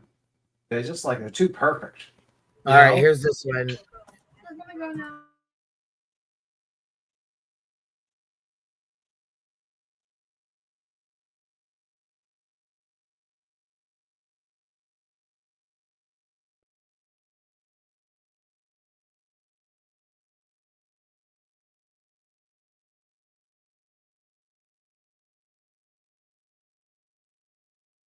There's nothing playing and there's no sound. I think she might have got interrupted. Oh, okay. So Anyway. we can hold it down. Yeah, this is very interesting that there's a nice expose. And isn't it ironic that it's just one more fraud or somebody with a questionable background, right? And you know what I'm saying? I'm a felon, so I don't judge other felons. I don't really give a fuck. That's not the point of this. The point of this is these motherfuckers try to act like they're a fucking intelligence agency, like they're fucking, you know, going to solve a missing child's case. 101%. He knows he's coming back. Fucking muddy in the waters. Yes. We don't do all that shit. We don't do all that shit at all. What the fuck? We also don't threaten fucking lawsuits, injunctions, and then, you know, do it to get somebody's reaction. We don't fuck with real people and with people's real fucking lives with lawsuits and fucking injunctions. Here we go. This is a 1-minute video, I'm guessing. I don't know what the fuck this is about, but didn't we just go through this? This is the same one we just watched, ain't it? It's got more stuff in it. What? I think it has like his mug shot and like a bigger shot of his mug shot. Maybe it was the same exact one. It might just be like I think this is the same one. Let me go to this because he's got fucking 150 links in this bad boy. Holy fuckaroos. Yeah, did you see all the links in it? Fuck. When you said that, that's a lot of links. Working undercover and breaking the blue wall of silence, and then unsolved land. This is all, everything that he used is all in here. Like all of the... That could be it, Angel Chips. He could have lost a lot of weight and his teeth are way bigger. His new teeth are way bigger than his head. That is true. That could be it.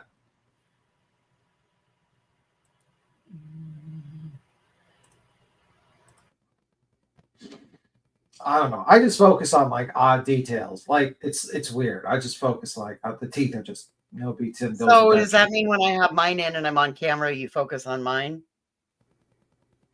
Interesting. Yeah, I mean, like. All right. Well, hey, at least you know that I had a great dentist that made me an awesome set of fucking teeth. Gotta call me out like that, huh? Hey, you wouldn't play along yesterday. You asked me if I had a stroke. So turnabout's fair play. I hate you, B. Tim. Flutter's like the pause. Yeah. Yeah, the pregnant pause was all I needed. I was like, oh, okay. You should have been like, no, voices, no. All right, here's the this is 52 minutes, so we're not gonna watch all this, but we're gonna play through some of this. But Papa's going. Let's back this up here. All right, this is his. On the line for justice. You know the name Doug Papa? Yes, I do. God bless Doug Papa, an honest Papa. He was a man of integrity. His testimony last summer freed an innocent man from jail who had already been convicted of shooting his ex-wife. But Papa's going public cost him his job as an undercover cop. I was elated, of course. But then as he testified, I was somewhat concerned for him, because I knew that they were probably going to crucify that man. Sometimes the truth has a price. That may be the lesson of a Virginia police officer who says, in trying to do the right thing, he ended up paying for it. The message you're sending is, see, we did it, Doug. You don't come out, you don't buck the system. No matter what the reason is, you just can basically keep your mouth shut. But if I wouldn't do it all over again, I would take the badge and I would leave it on somebody's desk and get out of police work. Because the day I can't tell the truth because somebody's pressuring me And the day the system doesn't want me to tell the truth because somebody's pressuring me is the day I leave the badge on the desk and walk away. Papa was fired for insubordination. But one man who confronted truth and consequences.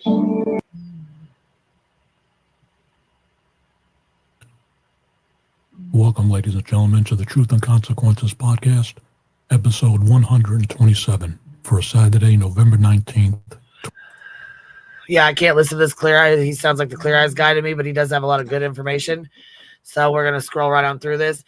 But this is what he puts out all this stuff about who Nick is and what happened. Okay. In December of 2015, he pleaded guilty to possession of a controlled substance, harassment committed repeatedly in an anonymous manner, and filing a false report to falsely incriminate another. And at that time, he was placed on 2 years probation. Apparently, he didn't learn a damn thing from his 2015 charges, because on October 21st of 2021, Nik The Hat was found guilty after a 3-day trial on a slew of criminal counts: tampering with public records / information, forgery after writing, forgery uttering forged writing, and unsworn falsification to authorities, forged, altered document. In January of 2022, he pleaded guilty to other charges of theft of property, receiving stolen property, sell offensive weapon, and conspiracy. Now let's take a look at some of the news headlines from 2019 and 2021.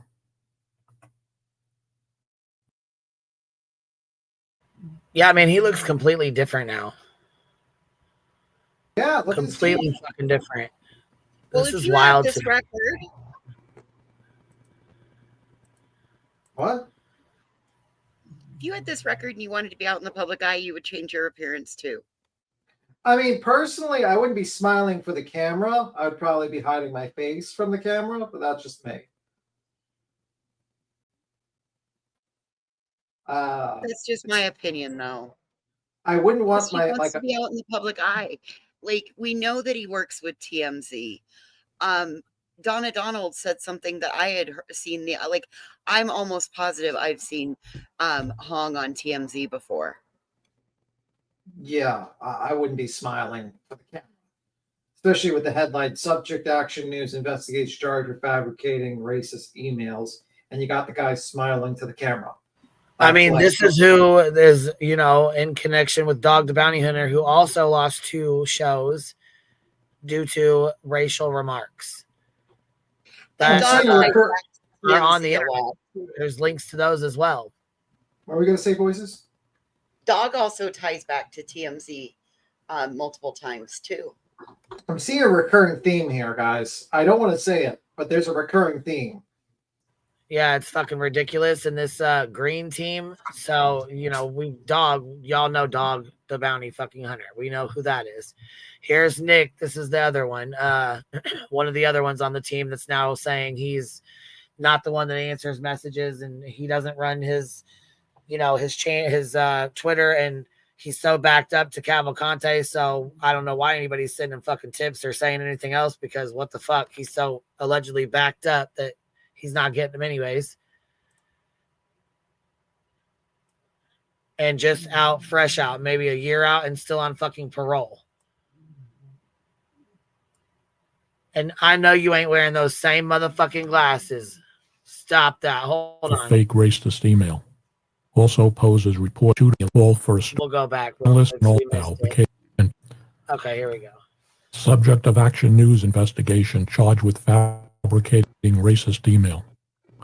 Pennsylvania man Nicholas Hatzoff-Stathow busted for impersonating journalist. Nik The Hat guilty on all charges. Mountain of evidence paid off for prosecutors. Journalist at center of racist email scandal found guilty. Fake journalist convicted of elaborate forged email scheme, all for a story. He faked being a journalist and targeted Pennsylvania leaders. Now he'll head to prison. Nik The Hat gets 2 to 4 years in jail for fake racist email.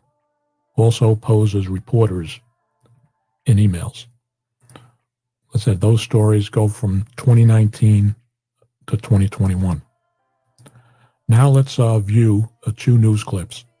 The first one is from Fox 29 Philadelphia that aired on July 24th, 2019. And the second one is from ABC Action News 6 Philadelphia that aired on October 23rd, 2021. Excuse me. Delaware County man is charged with identity theft and forgery in connection with an alleged plot to embarrass a court probation officer. This bizarre scheme involves a 25-year-old self-described news reporter whom prosecutors say is nothing of the kind. Our Bruce Gordon reports from the courthouse in media. There he was during happier times, for him at least, posing for photos with Bill Cosby during Cosby's sex assault trial. Nicholas Hatzafathow, self-described chief content officer at something called YC News. But the Delaware County District Attorney says Nik The Hat, as he's known, was not a journalist, but a fraud. Not a journalist, but a fraud. And hold on, did they just say YC News? I think they did. I think they did. And YC News ties back to, say it with me now, not me. Photos with Bill Cosby during Cosby's sex assault trial. Nicholas Hatzafathow, self-described chief content officer at something called YC News. Something called YC News. Wait a minute. Didn't that lawyer Joseph Lesniak kind of talk about how he helped Bill Cosby with like some sort of lawn issue? Like they wanted to fine him and he helped them out with that? I'm not sure, but that should definitely be looked into. I know. He said that in an interview, I think, like during an yes, interview. That is correct. Sorry, I was trying to fix the dishwasher. But yes, Yeah. that is correct. Was it Mr. E or was it like on like a court TV or something like that? Because I'm pretty sure he said like something he was talking about. How he was kind of bragging about how they wanted to fine Bill Cosby's lawn and it was being some kind of messed up thing. Like they just wanted to punish him a little bit. I think it was the Mr. E interview, and it also had to do with Nick saying that they could get people in and out of Me Too. Interesting. So I guess we notice maybe this is where Mr. Joseph Lesniak kind of enters into the fray a little bit during the Bill Cosby stuff.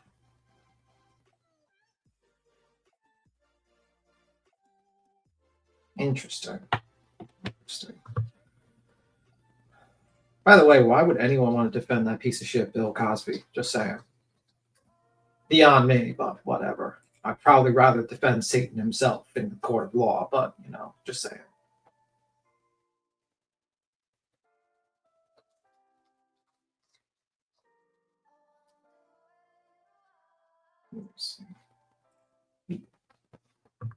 He does brag about it. Yeah. The Delaware County District Attorney says Nik The Hat, as he's known, was not a journalist, but a fraud. This defendant manipulated the facts and created a story all made up by himself. Prosecutors say Hatzafathow falsified documents to pose as a New York Times reporter and Good Morning America producer to ask the DA's office for comment on a racist email purportedly sent by an officer of the county's adult probation and parole office. The prosecutor says Hatzafathow created the phony email and tried to pass it off as a legitimate scandal to be reported on his website, perhaps in an attempt to disparage the probation officer who had supervised him after a past conviction. In one fell swoop, he attempted to decimate years of well-earned and good reputations. Says the district attorney of Hatzafathow. He created this email. He created this false narrative. He created this problem and is now going to face the consequences. Also seized from that home in Broomall a stolen police-issued taser. Nik The Hat is expected to surrender to authorities on Thursday. If convicted on all counts, he will be doing his next reporting from a prison cell. In media, Delaware County, I'm Bruce Gordon, Fox 29 News. Well, Nik Hatshepsut, known by his nickname Nik The Hat, was found guilty of fabricating a racist email from a Delaware County probation officer. An Action News investigation first brought you this story 2 years ago in an exclusive report. Well, he runs a website called YC News, which is short for Young Constituents. Prosecutors say he altered an email to include racist language, then published the email on his website. He was found guilty of identity theft, forgery, and other related charges. Sentencing is set for next month.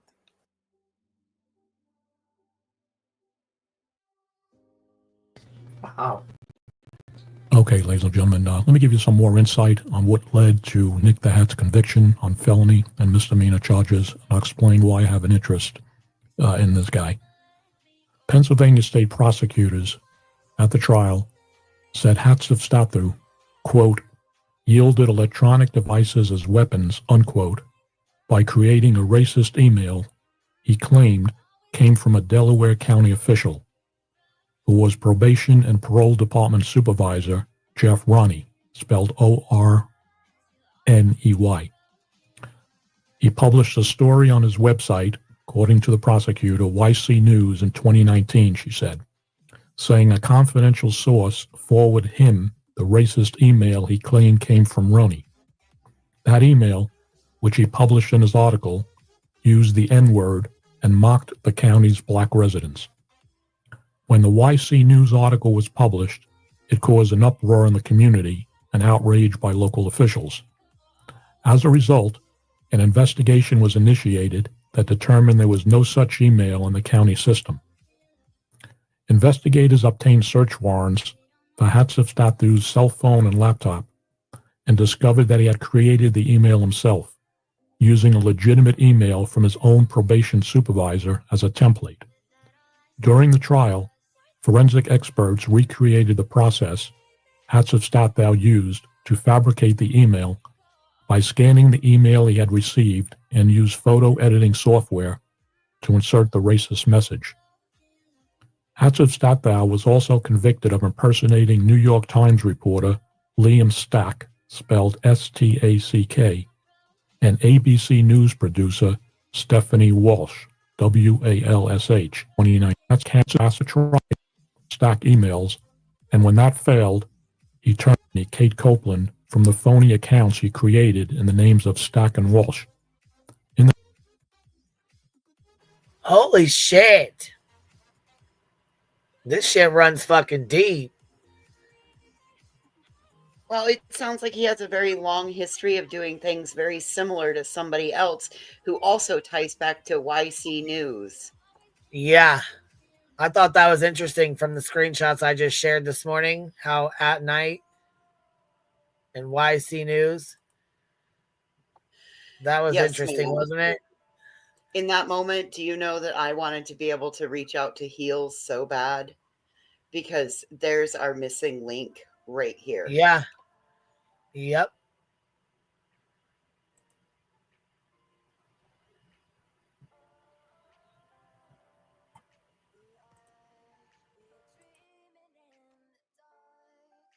In my rebuttal at the time when I published this. In an apparent attempt to undermine and malign my character and integrity, in December of 2019, a fake Twitter account was opened using my Twitter photograph and a Twitter address @OneDougPapa, which is similar to my actual Twitter handle. Refer to the screenshots for additional information. The Twitter page has photographs of me that were taken from the internet, and also a photograph of Sylvester Stallone with the comment, quote, Doug Papa is a liar and corrupt journalist / fake social influencer with zero credibility. Before reading his claims, get to know the gritty truth Doug hides. The Twitter page referenced the website, DougPapa.com. I never had, nor do I currently have, any webpage. The webpage had the same photographs that were on the fake Doug Papa Twitter account. The webpage identifies me as Douche Papa, then continues with the quote, disgraced ex-cop and admitted wife beater obsessed with Sylvester Stallone. Doug Papa, an inside look at the man obsessed with Philadelphia icon Sylvester Stallone. Papa was fired from the Loudoun County Sheriff's Department after illegally using police-issued equipment to set up surveillance on his wife before beating her. The crazed man attracted the attention of Daily Mail, Huffington Post, The Washington Post, and other major publications after claiming to have insider info on Stallone, but his credibility was poorly vetted by the publications. Quote, Public record of domestic violence, an unruly sovereign citizen puts false narrative on sheriff. My comment on this, it's untrue and complete BS. I'm not a disgraced cop, nor am I an admitted wife beater. I've been divorced for almost 35 years. I never beat up my wife. I'm not obsessed with Sylvester Stallone, although I did author several articles on Stallone back in 2015 and 2016. And I never claimed to have insider info on Stallone. It was no claim, it was fact. And my stories are always vetted, as I will describe in a few minutes. This GoDaddy website originated from the Las Vegas area. That is all I can say at the moment on that. The Twitter page and website was shut down a few months ago by the creators. Coincidentally, at the same time, an investigator for the Nevada Commission on Judicial Discipline was conducting his investigation into Judge Melanie Andrus Tobiasen. The DougPapa.com website mirrored a libelous July 2018 story that originated from an obscure online tabloid news blog called YC News that is based in Pennsylvania. The headline to that story, and again, refer to the screenshots, reads, quote, "Who is Doug Papa? Disgrace." There's that little pester YC News out of Pennsylvania. The same one that's allegedly connected to At Night Media.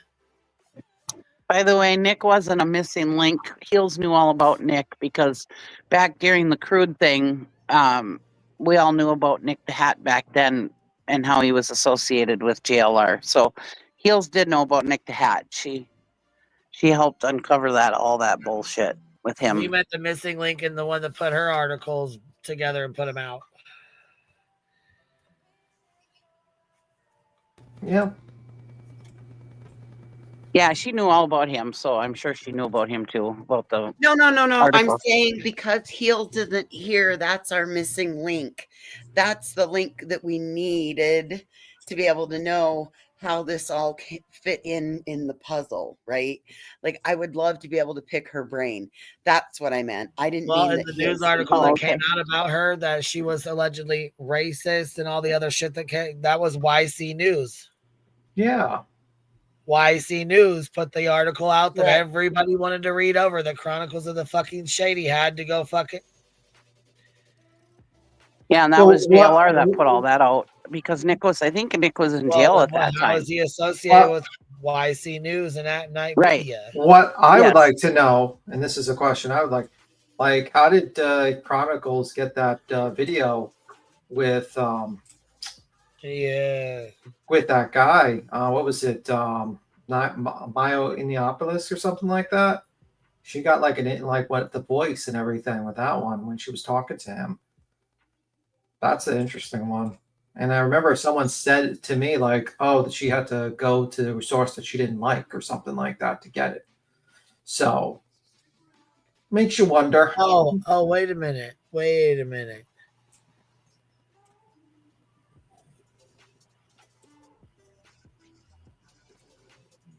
Did you see what Toasty just said?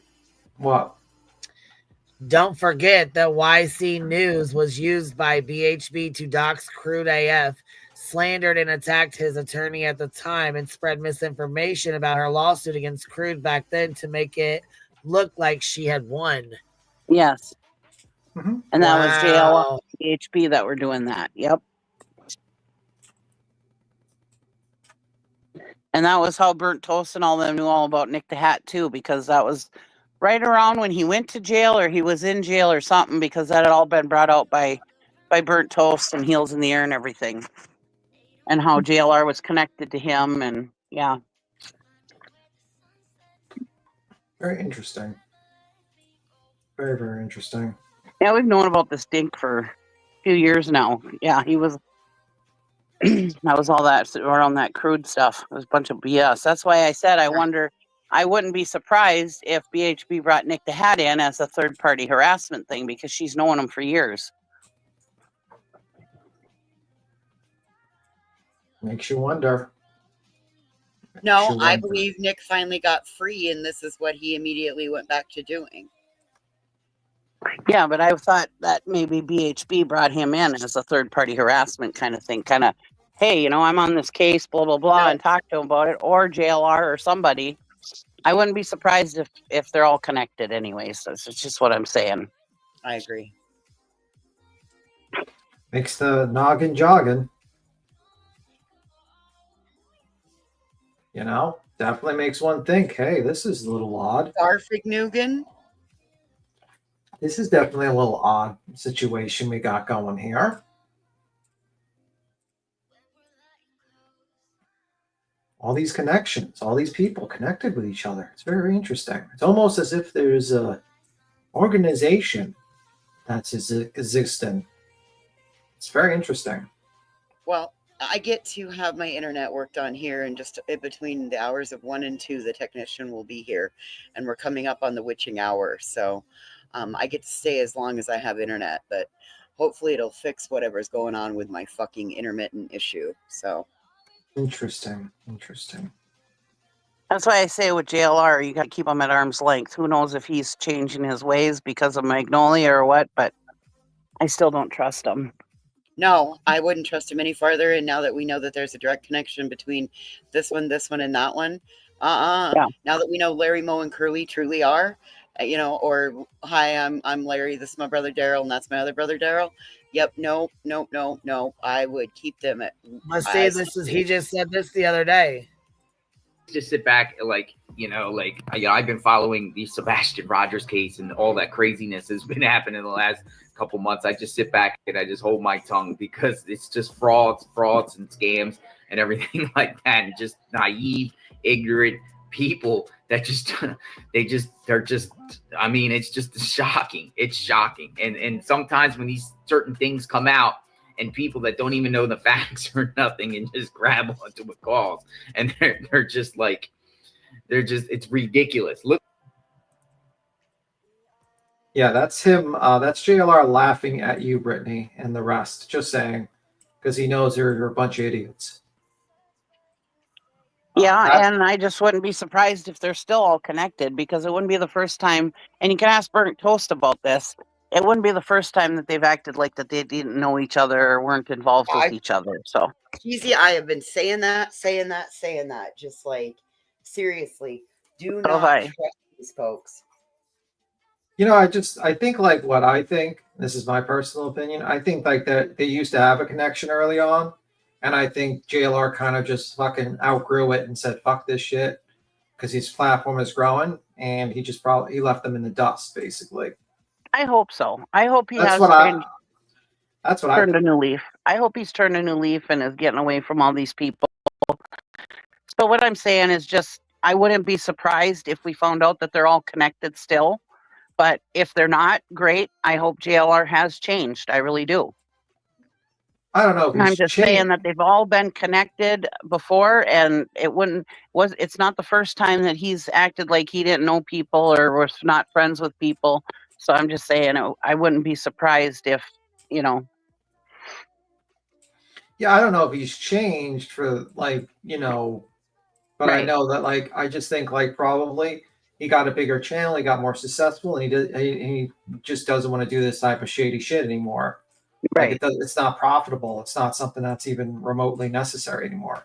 He gets 2,000, 2,000 people in his chat. He makes a buco dollars.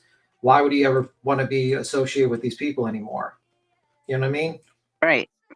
His image is that he goes there and he's doing true crime, and he's he makes a very clean image. He doesn't even curse, really. I don't even think he curses. So I think he said to himself, let me just separate myself from these fucking wackadoos. And he gets pissed off of anyone that brings up his past. And that's why he went after certain people that made documentaries and stuff like that on him. Yep. That's the truth. I think that's the situation. And that's why he's laughing, because he knows what's going on. He knows probably every little tidbit about Nik. Oh, he definitely does. Yeah. And he's laughing at the people that are taking him seriously or taking At Night seriously. Right. He's he knows these people are getting clowned. Yep. He's just not going to say anything because he doesn't want to get involved. He doesn't want to get involved with that because he knows these people can be annoying. Right. That's what I think. Mm-hmm. I think he's playing good cop while the others are playing bad cop. I don't think so, because it's not profitable for him to do it. You know what I mean? It's it doesn't make sense for him to work with these people anymore. He's got a platform. He's making money. You know what I mean? Right. Back then he enjoyed screwing with people. Yeah. That was out of enjoyment, not making money. It was out of enjoyment for him. Yeah. Kind of like Nick is doing now. This is enjoyment for him. I mean, it's partially trying to get himself in the media and everything else and making money, but it was mostly enjoyment. They enjoyed that shit. I mean, and it's kind of like the ultimate troll if you think about it. They're literally Right. getting ex-celebrities and ex-FBI agents to take them seriously, like they're actual serious, like making fools of people like Coffindoffer and all these other people that are taking them seriously. And it, and they're like looking like complete idiots. Right. You know what I mean? And that's what I've always said. Him and JLR have always been trolls. And in my opinion, they always will be. But like I said, I hope JLR has turned a new leaf or he's grown out of it or whatever. And yeah, I really hope he has. I hope the best for anybody, you know.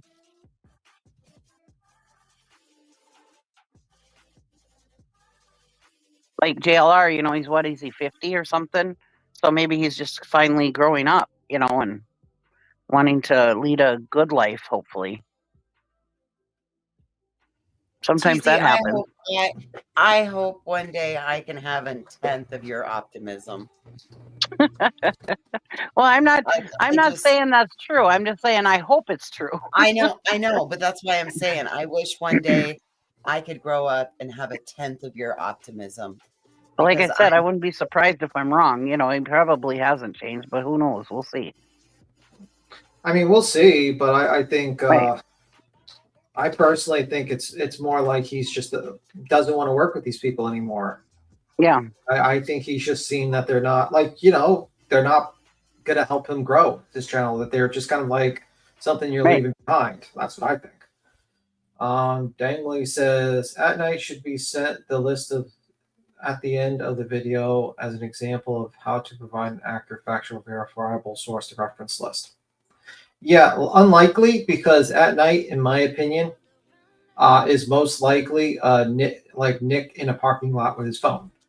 That's what I think at night is. But that's just my opinion. I don't think it's like an organization with 10 people in it, because I often think of things in terms of business. Okay? If a business doesn't make money, they have to get money from somewhere. You have 10 employees. Let's say you're paying them $50,000 a year.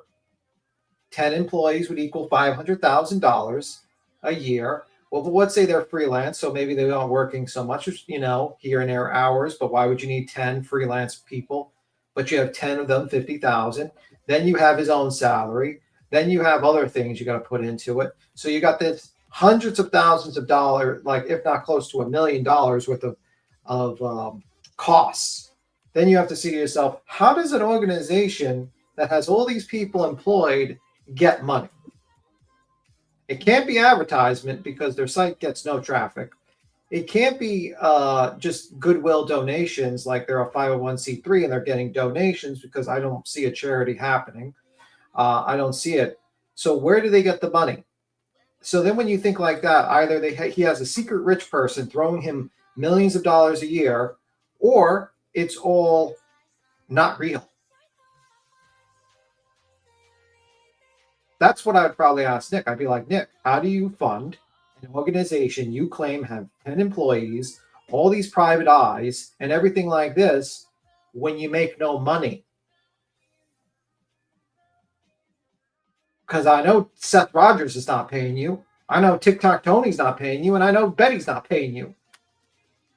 So this is why I say, like, I laugh when people like Coffindoffer sit here and they don't even think logically and actually look into the people that she's going to co-sign her name with. It's weird. Am I like wrong in my thought process? Am I like out on a limb here or something? No. I'm just saying. Nope. In my opinion, nope.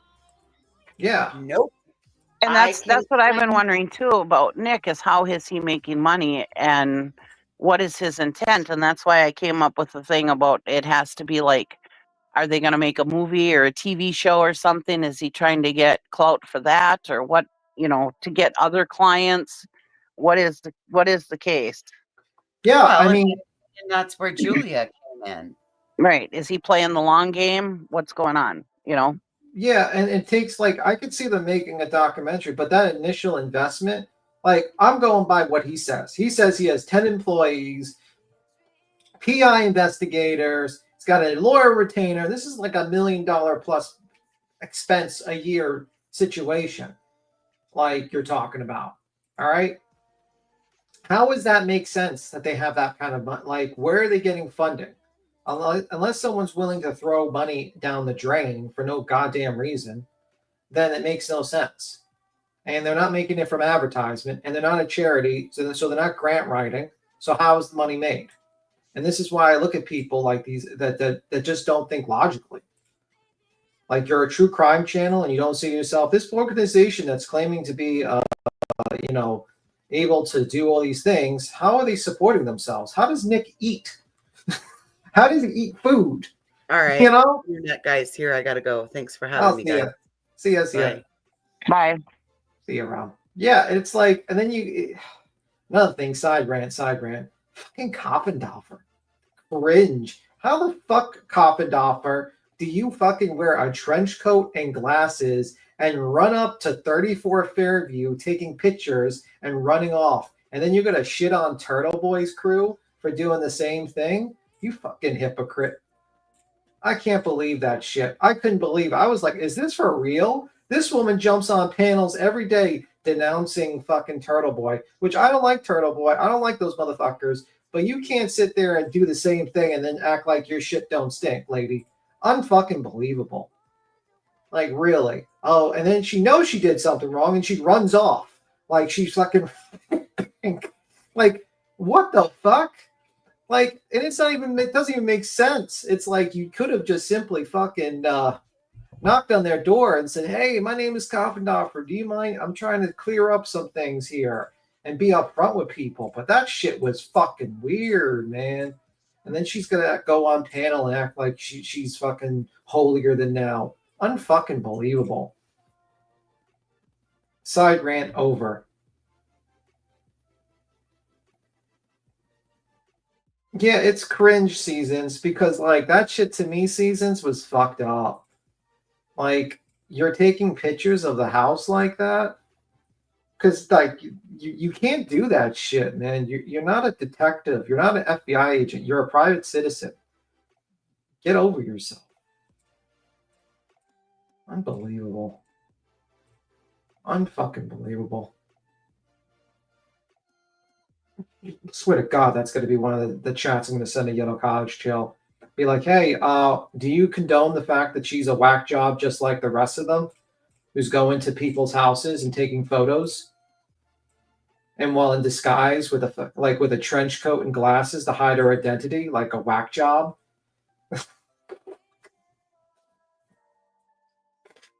Oh my God. Unbelievable. I swear. Yeah, when our founding fathers created the Constitution, I don't think they meant for these rights to include this, this bullshit. Yeah. It ain't what the rights were put out there for, Yeah.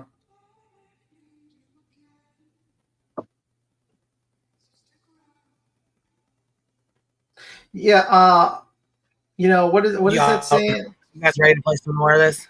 Yeah, sure. Caesar, I just want to say a broken clock is twice a day? Same with Coppendorfer. You can play it. Grace Texas cop, an admitted wife beater, obsessed with Sylvester Stallone. When I became aware of that story in 2018, I contacted YC News several times and told them to remove the story as it was untrue and libelous. It is still up to this day. The editor-in-chief and chief content officer is a guy by the name of Nik Hatziv-Stapu, who is also known as Nik the Hat. I did some checking into the background of Nik the Hat and discovered that, not surprisingly, I might add, that he's a convicted criminal. In 2015, he pleaded guilty in Delaware County, Pennsylvania court to harassment committed repeatedly in an anonymous manner and false report, falsely incriminating another, and was placed on probation, according to the court records. So much for the character and credibility of Nik the Hat. It doesn't end there, because obviously Nik the Hat didn't learn anything from his prior arrest and convictions. In the summer of 2019, Nik the Hat was in the headlines of the Pennsylvania media as follows, quote, Nik The Hat arraigned on racist email hoax, other charges. Quote, Delaware County District Attorney says man allegedly faked racist email from county employee and posed as New York Times and Good Morning America journalist. Quote, Pennsylvania man Nicholas Hatziastu busted for impersonating journalist. Quote, man to stand trial on charges he forged email, published story claiming probation officer is a racist. Wow, can all that be true? Nik The Hat publishing false stories about people? Couldn't be. Quote, prosecutors said he has a rap sheet that includes using a burner phone to make prank phone calls, doctoring videos from rappers Ice-T and Snoop Dogg as false evidence, and using forged paperwork to obtain a vehicle license plate that identifies him as a journalist. I will identify him as Nik the Lion Dirtbag, who has zero credibility. According to Delaware County court records, Nik the Liar is facing 17 criminal counts, including felony charges of tampering with public records / information and forgery, altering writing. Good luck, Nik. Couldn't happen to a nicer guy. You will be hearing from me again in the future. Obviously, Nik The Hat was not happy with the stories I wrote on Stallone, for reasons I do not know. Regardless, he targeted me and published an untrue and libelous story that he refuses to take down. If there is an attorney in the Philadelphia area who would like to contact me, feel free to do so. In 2015, I obtained legal documents from a source concerning a secret settlement agreement that was made in 1987 between Sylvester Stallone and his half-sister, Tony Ann Filiti. One of the documents that I obtained was a draft of a verified complaint that was to be filed in U.S. District Court for the Southern District of New York in 1987, indicating that Filiti was requesting a trial by jury and asking for damages in excess of $25 million. The statement, dated June 29, 1987, read in part that Filiti was bringing the action against Stallone for damages sustained as a result of his sexual assaults on her over an 8-year period from 1979 through 1987. According to the agreement, Stallone denied and continued to deny and dispute all the claims of wrongdoing. The action never made it to court. According to the documents I obtained, which were verified by a source close to the family, in addition to a lump sum of $2 million, Stallone agreed to pay Filiti $50,000 for medical bills and psychiatric care every year for the remainder of her life, in addition to monthly payments of $16,666. As part of the settlement agreement, secret audio recordings, allegedly conversations between Stallone and Filiti that could have bolstered her claims of abuse, had to be destroyed as part of the settlement agreement. Tony Ann Filiti succumbed to lung cancer in 2012. I also obtained a copy of the $2 million check that was paid to Tony Ann Filiti. My story was published by the Baltimore Post-Examiner in September of 2015. In 2016, I obtained from a police source a copy of a 12-page 1986 Las Vegas Metropolitan Police Department police report indicating that Sylvester Stallone and his then bodyguard Michael DeLuca were suspects in a possible sexual assault of a 16-year-old female at the then Las Vegas Hilton Hotel. The report I obtained had the names of the victim and other persons who were interviewed by the police redacted. The source who gave me the report did not identify any of the names to me. I knew the copy of the report to be genuine, as I interviewed a police source who was familiar with the investigation. Through my investigation, I located both the victim and other persons who had knowledge of the incident. I interviewed the victim, who is now a 46-year-old woman. The details of what happened to her, as she relayed them to me, corroborated what I had read in the police report. She gave me permission to publish her story, with the caveat that I keep her name secret. I honored her request. The Baltimore Post-Examiner published my story in February of 2016. Keep in mind that the police report was filed at the time the incident occurred in 1986, and the victim never publicly spoke about it until I made contact with her over 30 years later. In 2017, Alan Butterfield, a journalist with the UK-based Daily Mail, contacted me and stated he wanted to do a follow-up story to the one I had done the previous year. Butterfield requested a copy of the report, which I provided to him. Butterfield independently vetted the police report on his own, as one would expect any reputable journalist to do. The Daily Mail published their story, including a copy of the report that I had provided to them, and placed their watermark on the report. The Daily Mail reported in their story that retired Las Vegas Metro Police Department Detective Sergeant John Samolovich, who was head of the sexual assault unit at the time the incident happened, confirmed that the copy of the police report that I had given Butterfield was in fact a true copy of the original police report. In 2017, I was also interviewed by KTNV 13 Action News in Las Vegas about the story I had authored. They also requested a copy of the report, which I provided to them. They also independently verified the report. Here is an audio excerpt of the November 2017 KTNV News report. Celebrities have stayed at the hotel and casino that's now known as the Westgate. Tonight, though, we're taking you back to 1986 when it was the Las Vegas Hilton. That's when police investigated an alleged sexual assault involving a 16-year-old girl and a major Hollywood star, Sylvester Stallone. After more than 30 years, those allegations are just coming to light. 13 Action News reporter Brian Callahan is live near the Westgate with more on why that case never moved forward. Brian. Well, Steve, the now 31-year-old report is from when Stallone was filming a movie here at the hotel that was then known as the Hilton. The 16-year-old at the center of the investigation telling police she was invited up to his 27th floor room after hanging around the set for several days. Disturbing allegations. That's how those who have read the 30-year-old Metro Police report describe the allegations against Sylvester Stallone. Doug Papa uncovered the report more than a year ago. The reports obtained by Papa span 3 days and detail a sexual relationship between the 16-year-old, Stallone, and the star's bodyguard, with the 16-year-old telling detectives that Stallone told her, quote, they were both married men and that she could not tell anybody about the incident, and if she did, that they would have to beat her head in.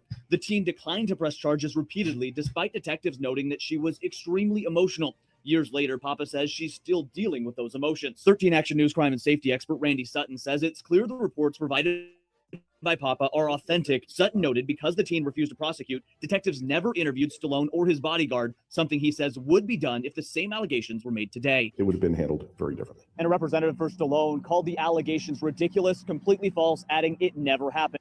The 13 Action News crime and safety expert who authenticated the police report I had provided to KTNV is retired Las Vegas Metropolitan Police Department Lieutenant Randy Sutton.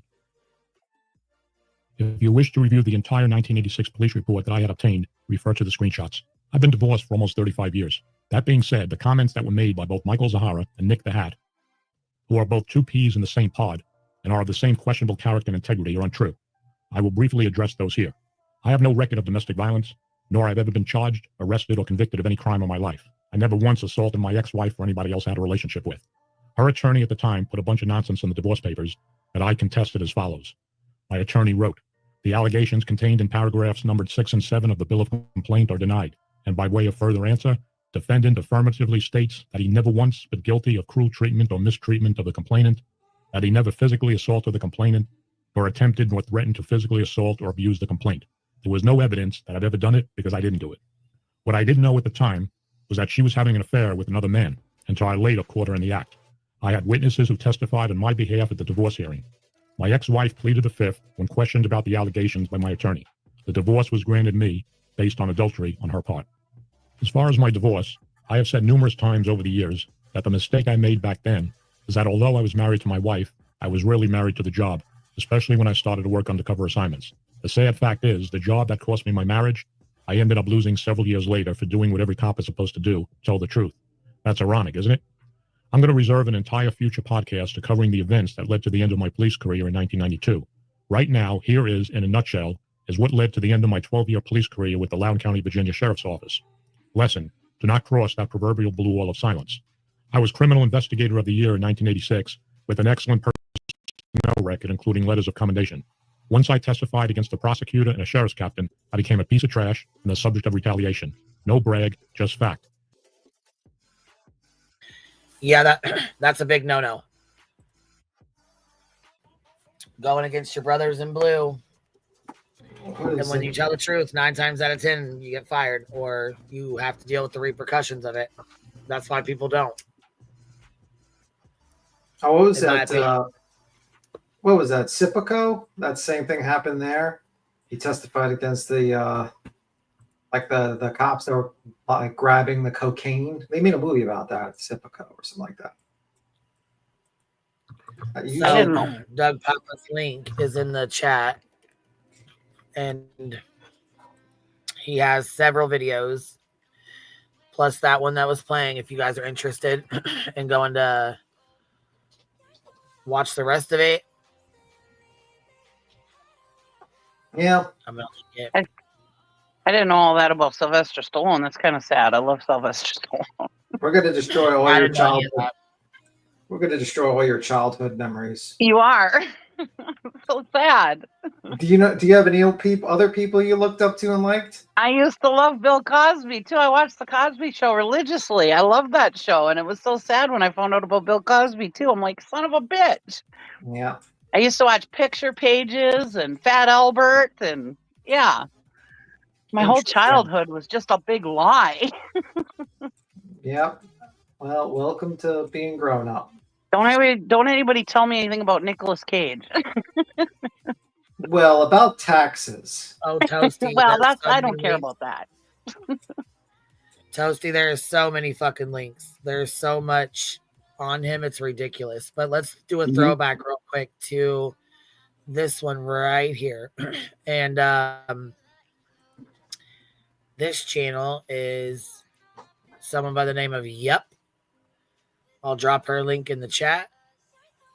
But this is where Betty was talking about Nik owing her money. Her thoughts on Nik.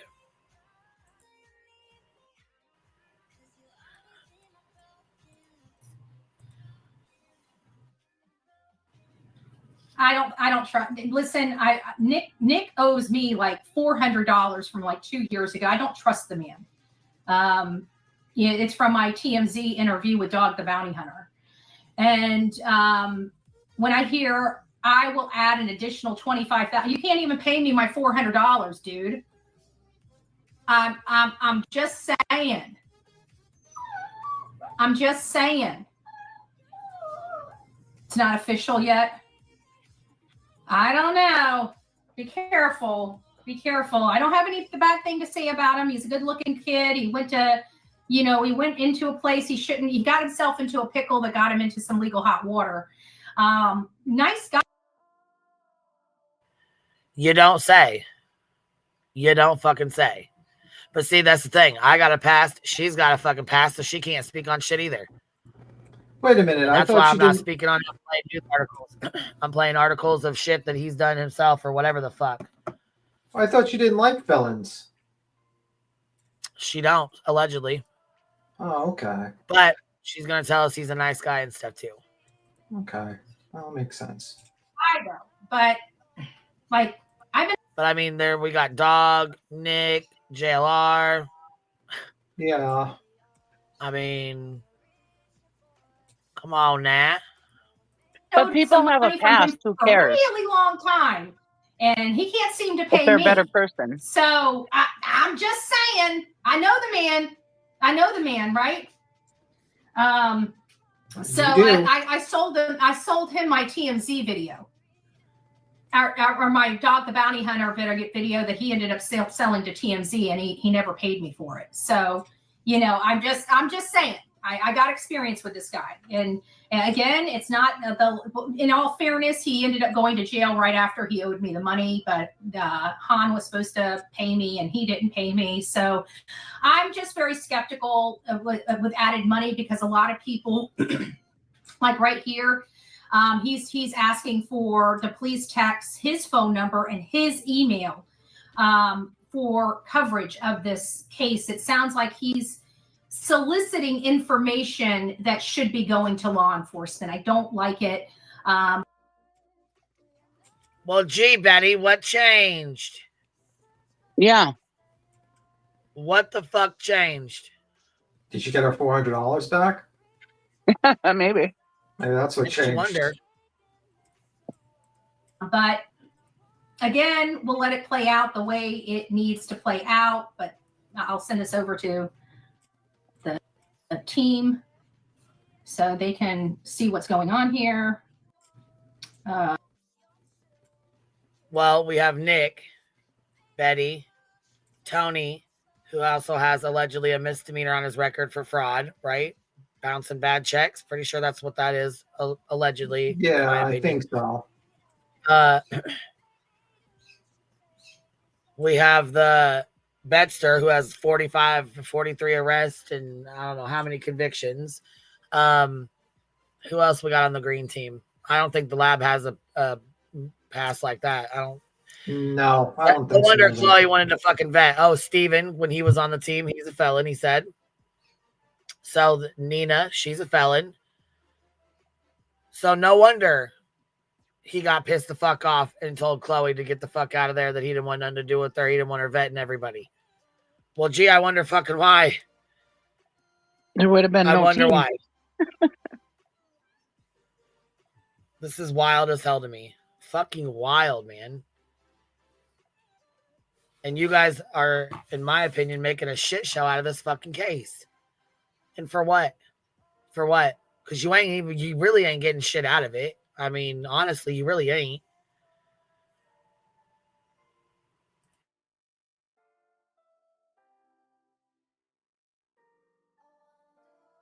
In my opinion, and They're already on in chat, so they probably already know this. Okay, that'll be off, so at least he can see that.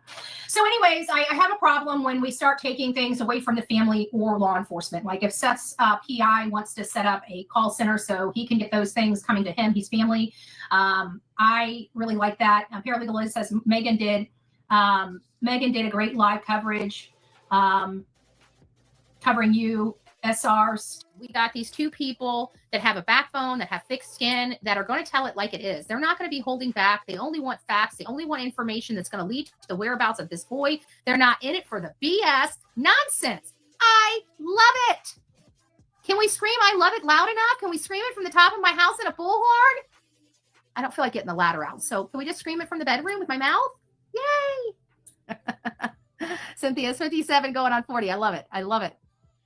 Roddy, good morning, my favorite lady. It's nice to see you, Reach.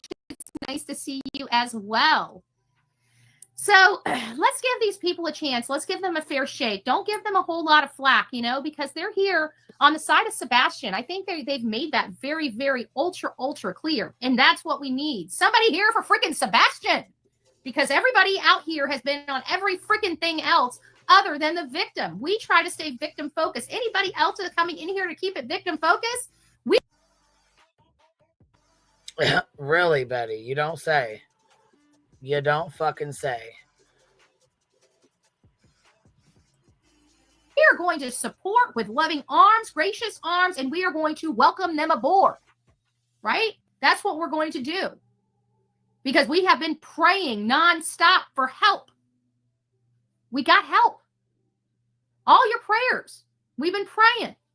We got help. We have several people in our audience talking about prayer.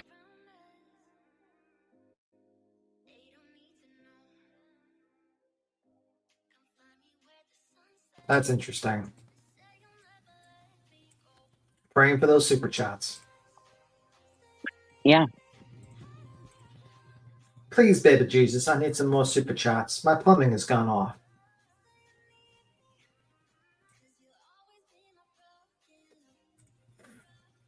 Fucking incredible. Yep, and no one calls that out. Hey, lady, didn't you just say this guy is broke as a joke and didn't even pay you $400 before going to jail, and now he's talking about having, all this money? Don't you think that's a red flag? No, that's not a red flag at all.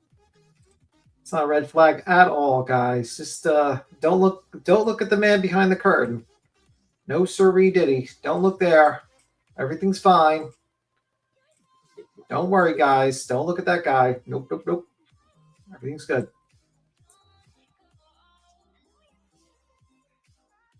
One, just keep calm. Don't look at that guy. Let me see.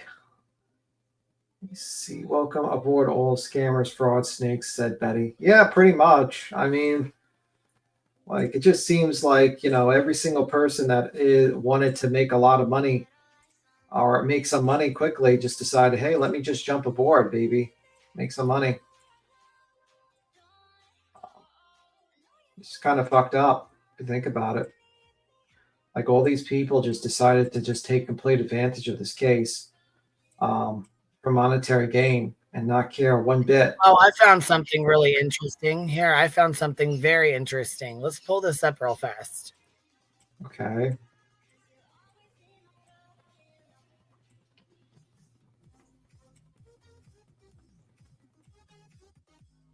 We'll see. Let's see what happens.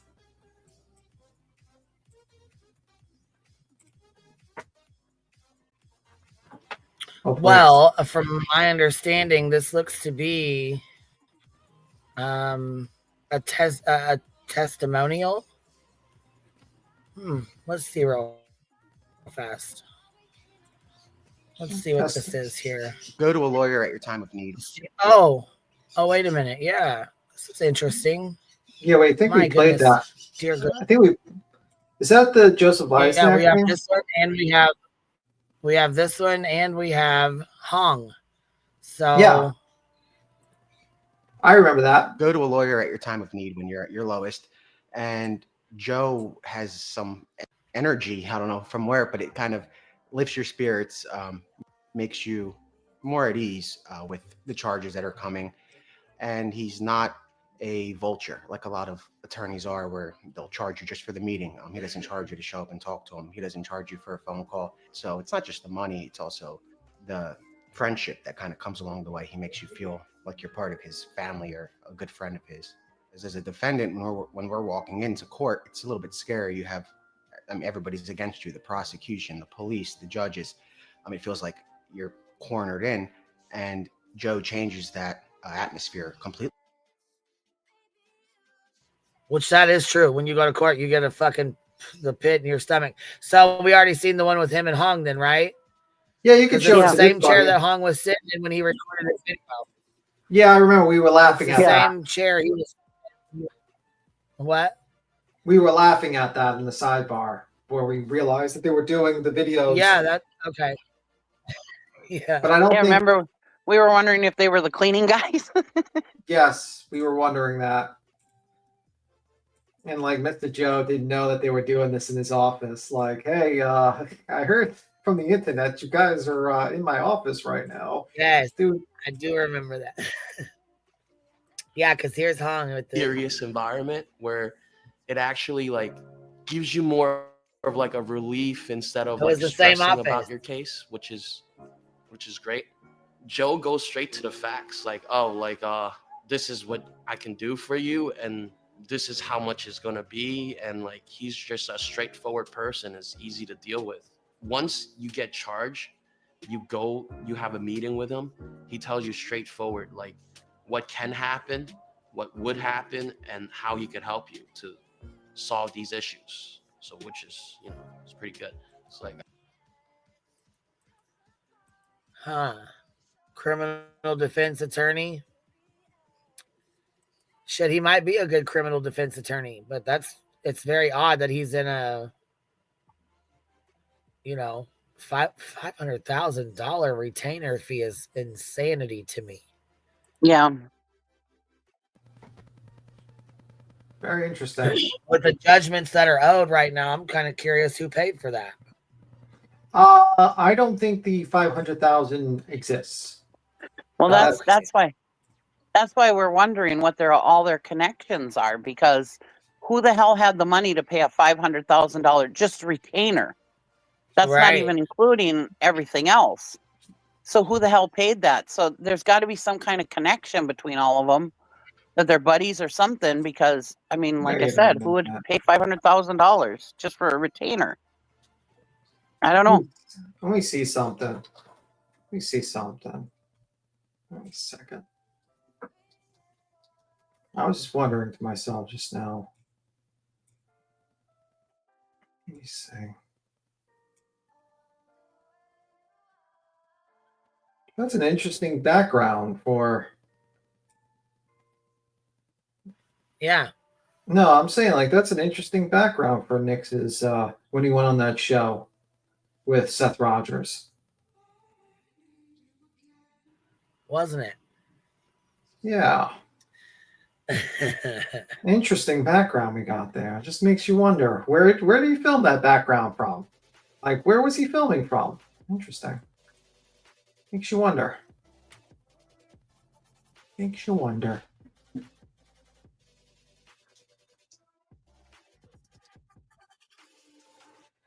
I don't know. I didn't look up to it. I think he actually is a legitimate lawyer, criminal lawyer, but I think like he's getting yeah. He's just getting into very odd areas that I don't think is very smart. Let's just say that much. I don't think it's a very smart thing he's doing.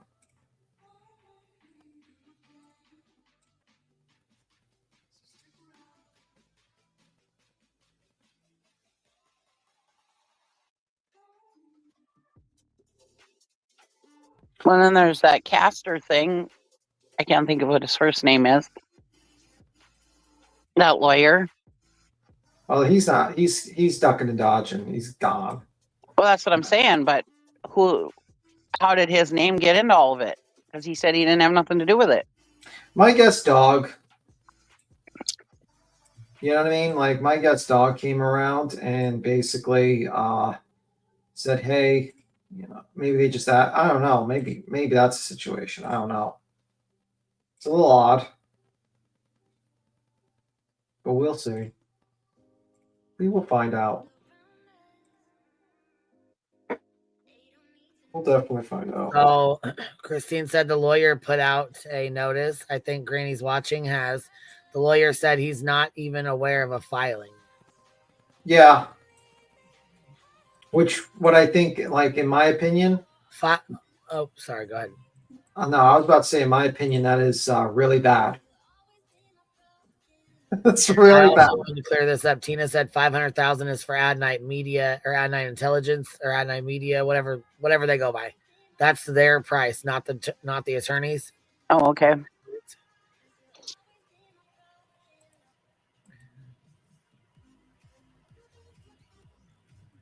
I'm guessing so.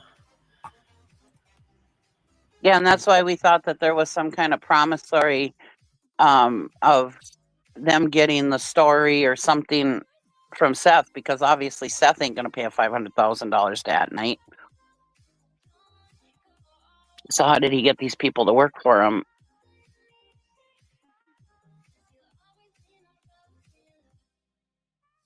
Was there some kind of promissory thing, or?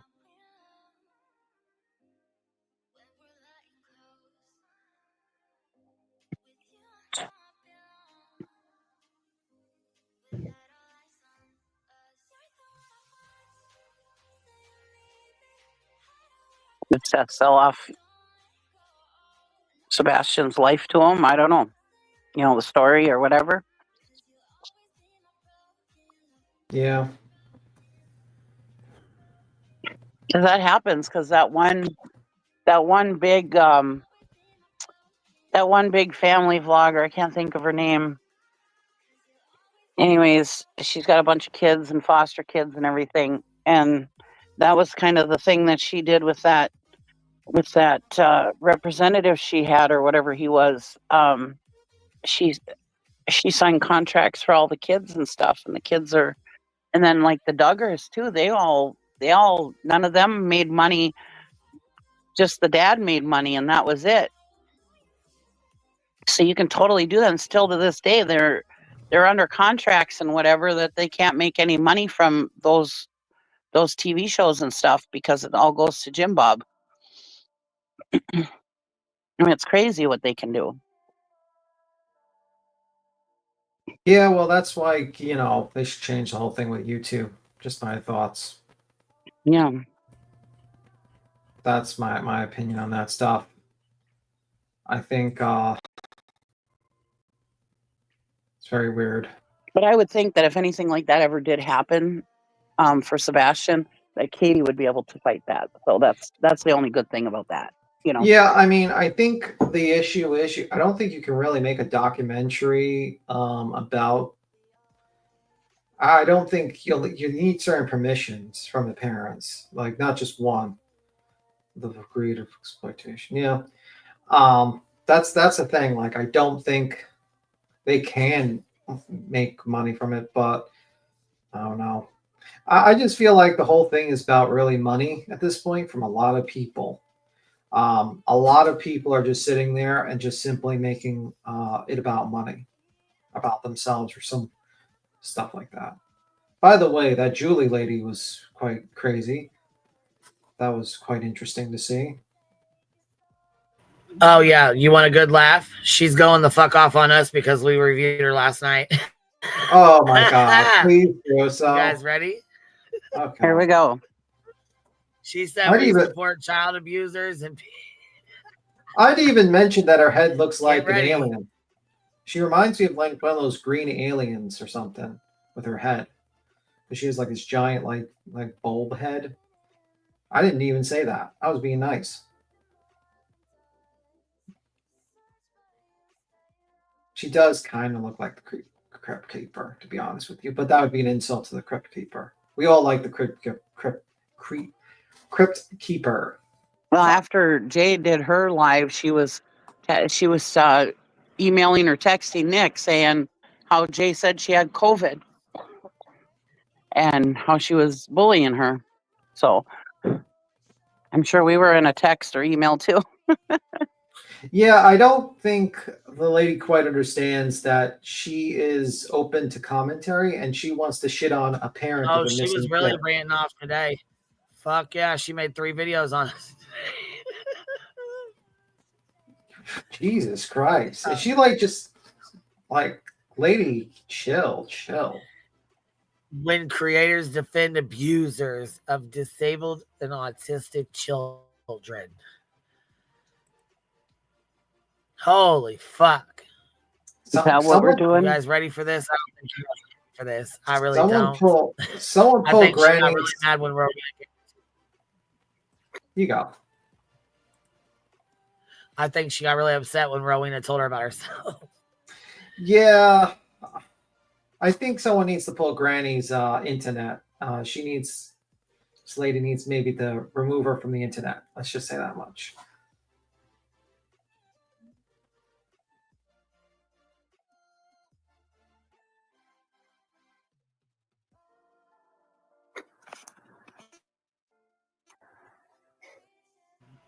All right, we got her on the 1.5 Everybody, speed. so sorry if you're here.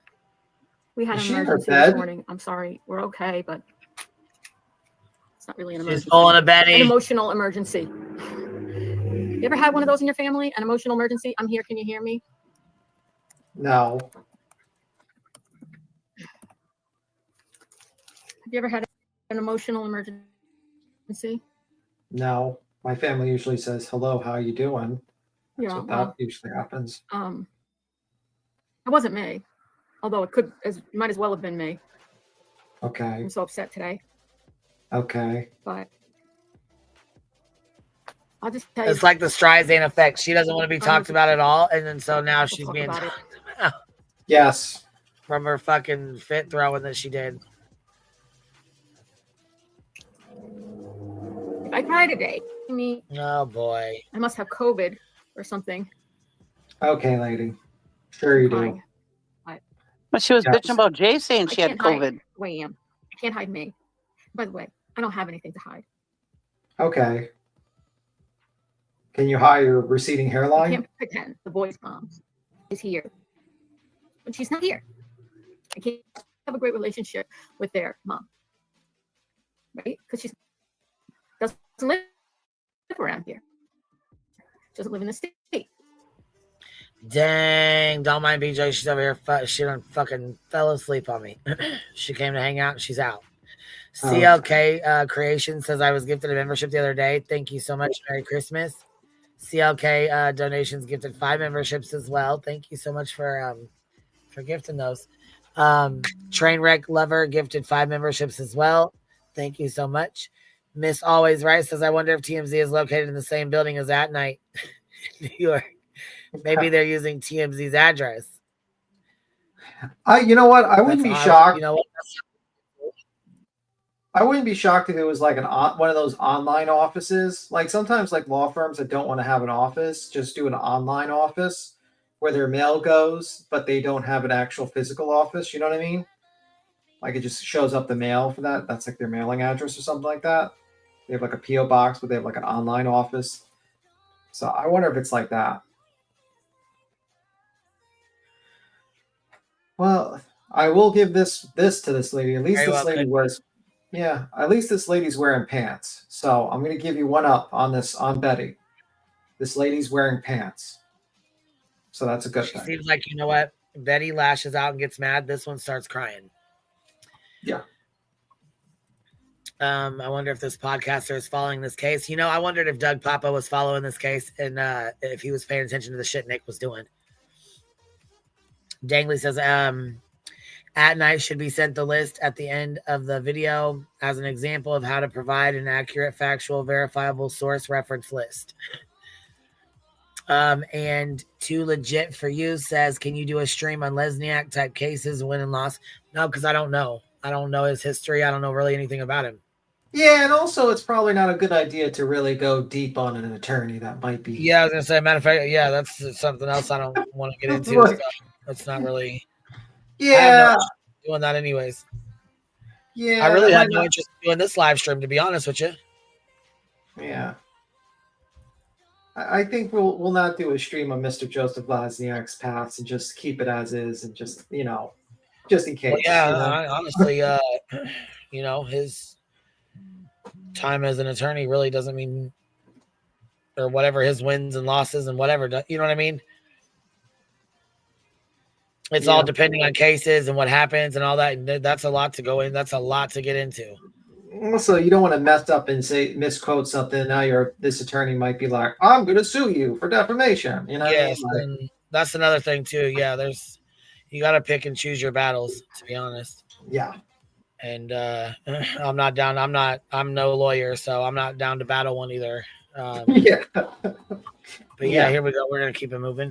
We'll keep that. Well, someone else can do that. Stella, Mary, and YouTuber, and Marley, and Kimberly, and Bunny, and Trishy, and Denise. Whoops, sorry. Hold on. Sharon, Michelle, you guys.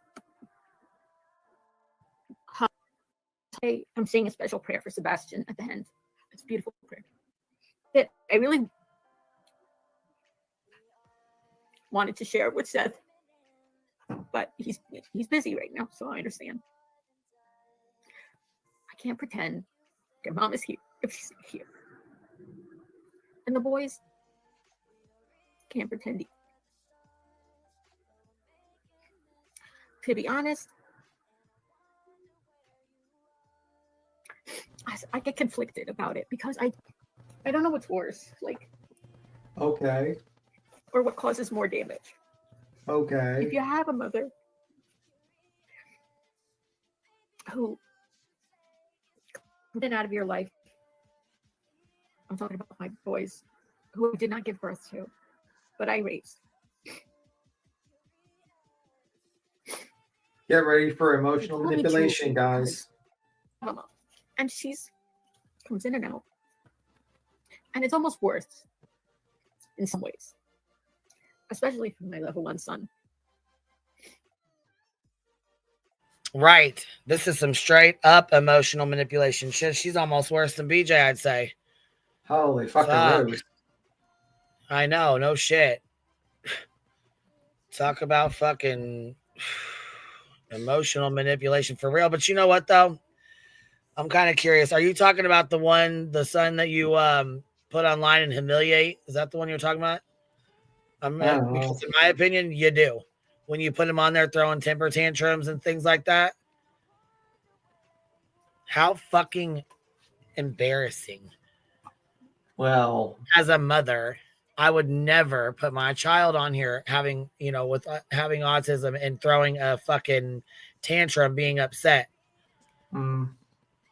Yeah, and you're really being strong for Seth by basically calling the guy and crying to him, "These people on the internet are making fun of me." It's like, okay, ma'am, deal with it. That's the last shit he wants to fucking deal with. Yeah. Yeah. The internet's They being talked mean. about me on the internet, said I was terrible.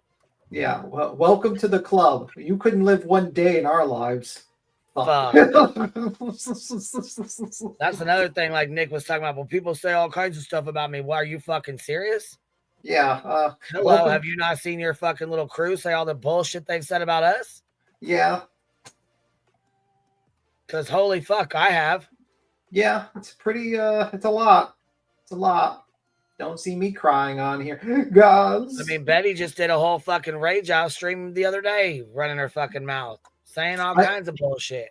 I call that the defamation stream because she basically defamed everyone. Yeah. She did good on that one.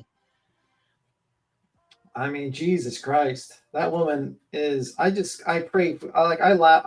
I just can't wait for the day of reckoning for that one. I will be so happy when it comes. And, people be like, oh, you're too happy about people, getting what's coming to them and blah, blah, blah, blah. You shouldn't. No, that one deserves it. She's a garbage human being. She deserves it. All of us can't wait, me, Tim. We all, when she goes to jail, my only hope is that they film when she's getting cuffed and goes to jail.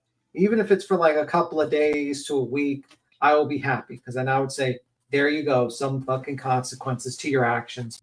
Bam. Enjoy jail time.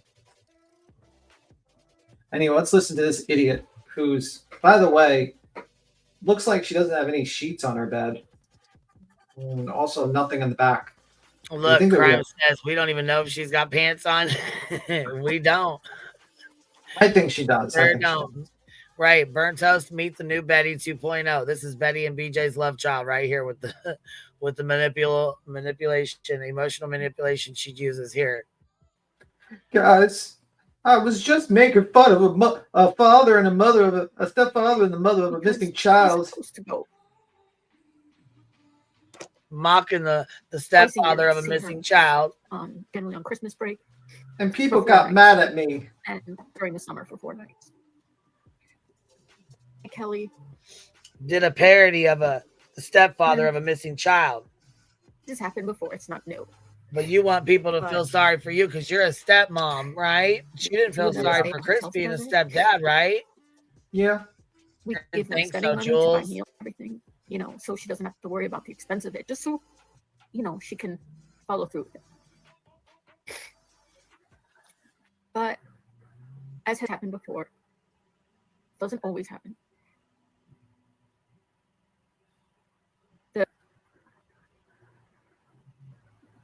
Oh, fuck. We're on 1.75 and she's still slow as fuck. It's 2 days from Christmas, a day from Christmas Eve.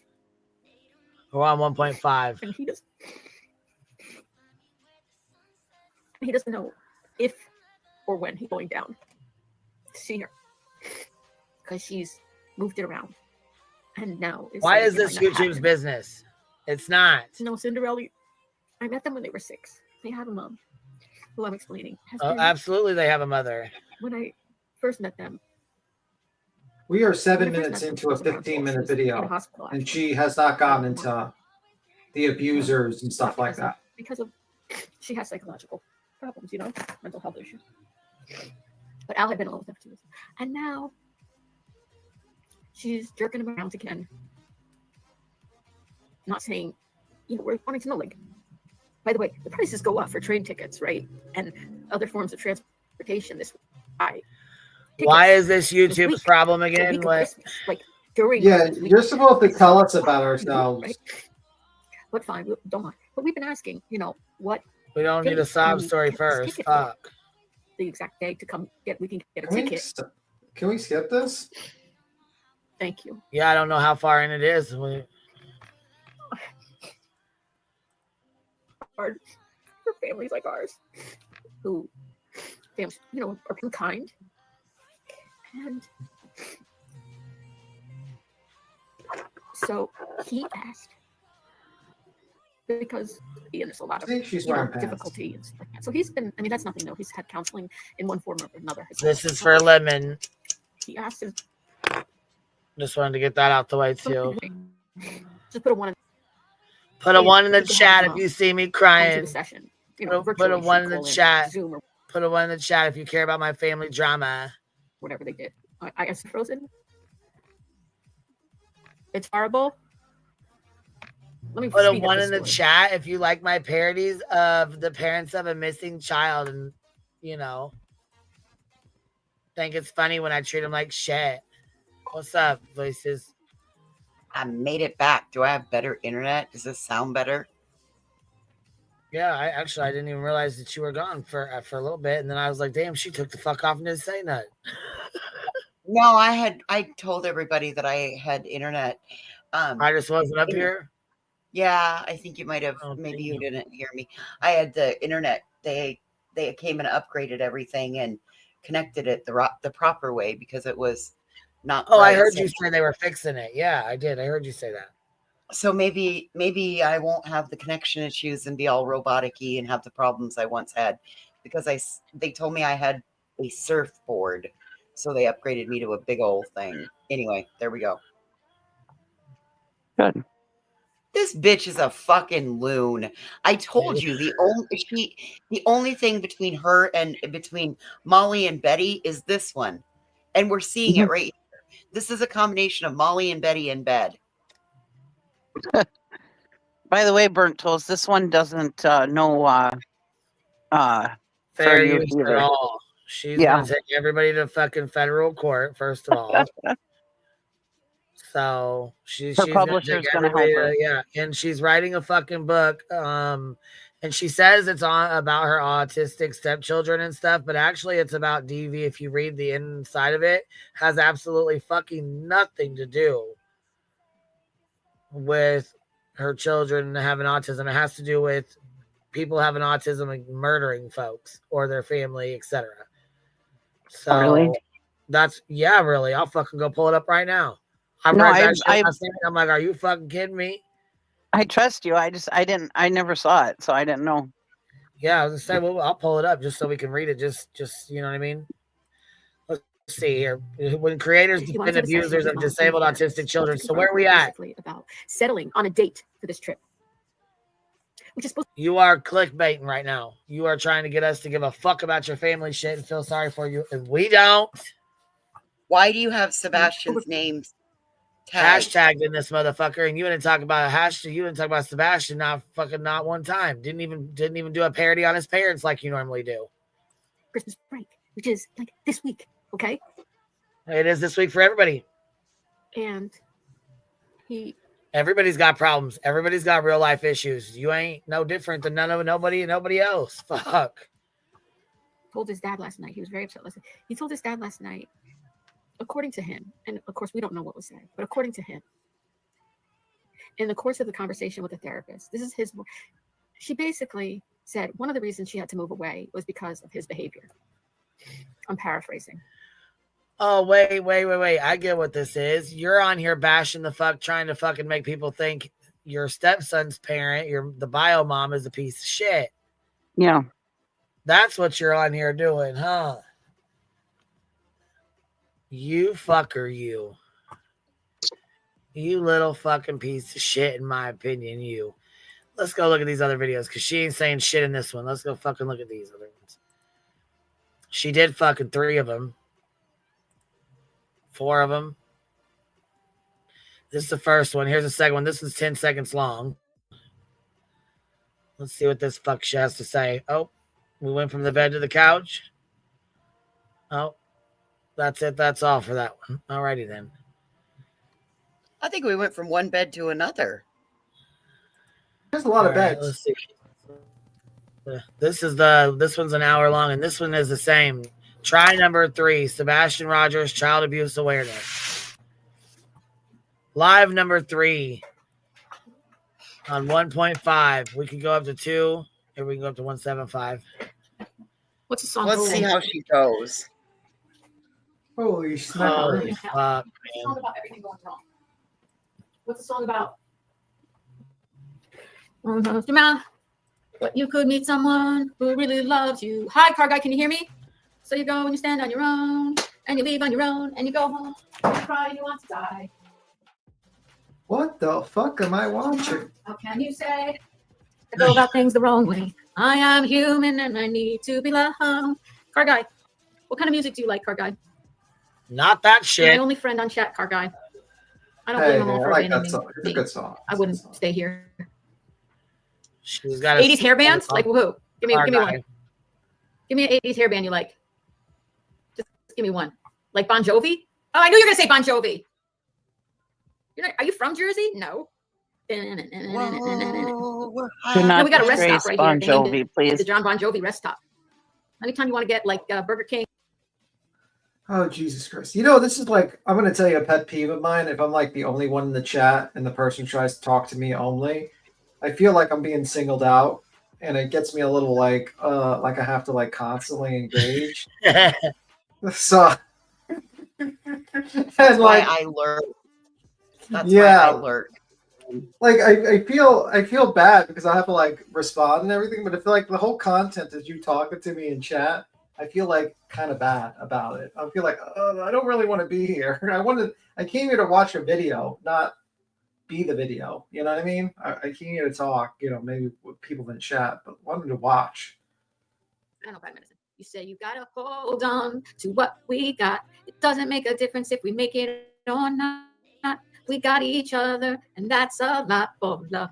We'll give it a shot, right? Wait, what? Do not do that ever again. Listen, I thought she was pretty good, actually. Wait, what? Julie, settle down. I thought that was Settle actually down. pretty Don't, good. yeah, That don't was- ever fucking do that again. Listen, I No, think she no, did pretty BT, it was good. not good. It was good. No. I don't know what's wrong with you people, but it was good. I don't know. I don't think I could Well, sing better than thanks, that. friends, for coming back. Can you boot I'm up in Tim off the panel, please? She said, It was. she Hey, said listen, thanks I'm to- here yeah, to we, balance. we gotta drop beat Tim. I'm We here gotta to drop agree the with beat beat Doug. Tim. It was better than the most. Okay, you're out of here too. You guys are both out of here. Damn. I Can't yeeted escape you Bon both. Jovi. That's how we have to do it over here, you know. That's gonna be her Nobody's next allowed video. to have other opinions. Come on.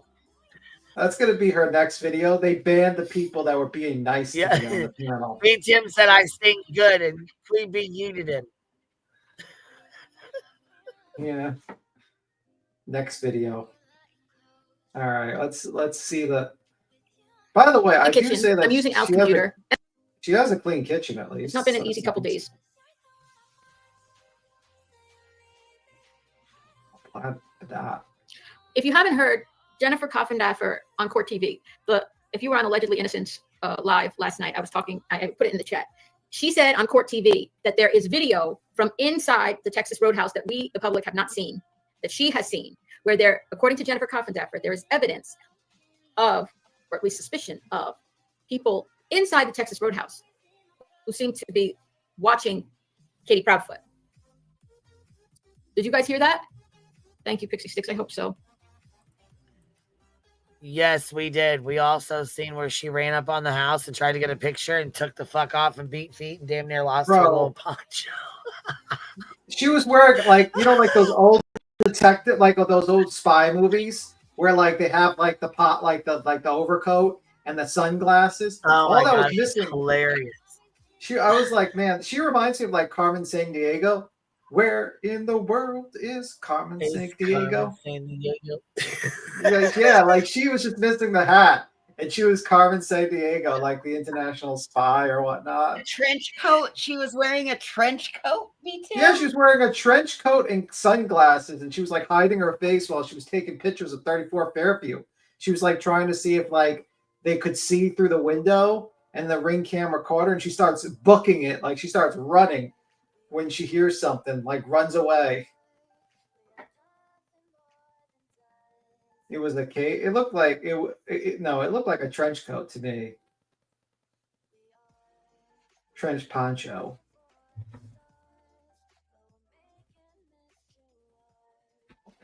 So weird. Poncho. Oh my gosh. Did you hear about that? Jennifer Coffindaffer said there's video in the Texas Roadhouse. She was on Court TV. Was it yesterday or day before yesterday? Thank you, Kimberly, for saying that. Yeah, thank you all for coming back to my live. That there's video in that she has seen. The police have, obviously. And according to Jennifer Coffindaffer, who was on Court TV, she did a short interview on Court TV. She says there's video inside the Texas Roadhouse that appears like there's people inside the Texas Roadhouse. She's not talking about Green Hoodie or anything like that. She was talking about her looking around or whatever. But there appears to be people who are also there watching Katie. But she's not showing it yet. Thank you all for coming back. Yeah, she said inside here. Let me look at it and just make sure. It's not a long interview. Hang on. She said, be Proudfoot. All right, I'm pretty sure they said the timestamp is like 1:10 Either they before think she starts both in on this. Sebastian. They want to debate what happened on the night of the 25th, the night of the 26th, where Sebastian has been in 10 months. Debate away. Debate away. It's all speculation, right? We don't know for sure. We haven't seen all the evidence. And I don't need to see the 5 CPS reports. This is the 2 things I need to know. So you just believe anything you're told. That explains a lot. A lot. Sebastian reported abuse to his teachers, that his teachers who have training as mandatory reporters. Yeah, about his father, Seth Rogers. Yeah. Are you confused, ma'am? Ma'am. Lean in, Jules. Lean in. Your team, Seth Rogers. This is about Seth Rogers. Sebastian went in and told his teachers that Seth Rogers, his father, was going to beat his ass. He, in turn, got him from school, sat him down, turned on the Mortal Kombat video game with the Blood Edition, and said, son, this is what a beatdown is, and showed him killing somebody on Mortal Kombat. To which you can find that video on my fucking channel, okay? Julie? Talk about supporting child abuse, bitch. Reporters recognized based on their training as abuse and reported it to CPS, which children do not self-report abuse unless it's happening. The opposite happens. They don't report it. They cover up for their families. Or if they say anything, they only give you a fraction of the story. And the second thing I need to know that I found out, and there's more, obviously, there's so much more, is that Chris Proudfoot went on Nancy Grace and other interviews, and they said, and Smiley's World, and said, did you hit Sebastian with a belt? And he said, almost like he was proud of it, yes, I did. I told that CPS worker, did you hit, she asked me, did you hit me with a, did you hit Sebastian? I said, yes, ma'am, I did. Yes, ma'am, I did. That's it. Case closed. Chris Proudfoot abused Sebastian, physically abused Sebastian, and caused psychological maltreatment due to the physical abuse, and probably the threats and the degradation and putting down and the humiliation of the episode. It's multi-layered, this stuff of abuse. You know, it's not just the hitting. It's what comes with the hitting, the verbal abuse, the fear, the threats. That is not up for debate. If these creators who are supporting Chris Proudfoot and Katie Proudfoot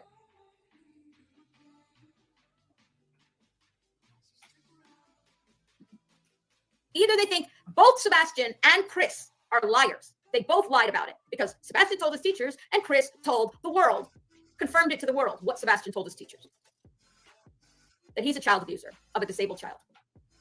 The people who are making videos supporting Chris and Katie and completely avoiding the subject about the abuse, the physical, emotional abuse and endangerment of Sebastian have a lot of repenting to do in the eyes of God. Because truth said, Chris, I don't really think that you are involved with Sebastian's disappearance. Well, truth, do you believe him when he says, do you believe Sebastian? And do you believe Chris when he says, Sebastian said he was abused, he told his teachers reported it as abuse, and Chris himself admitted to it. Do you believe that? Yeah, she's confused as fuck.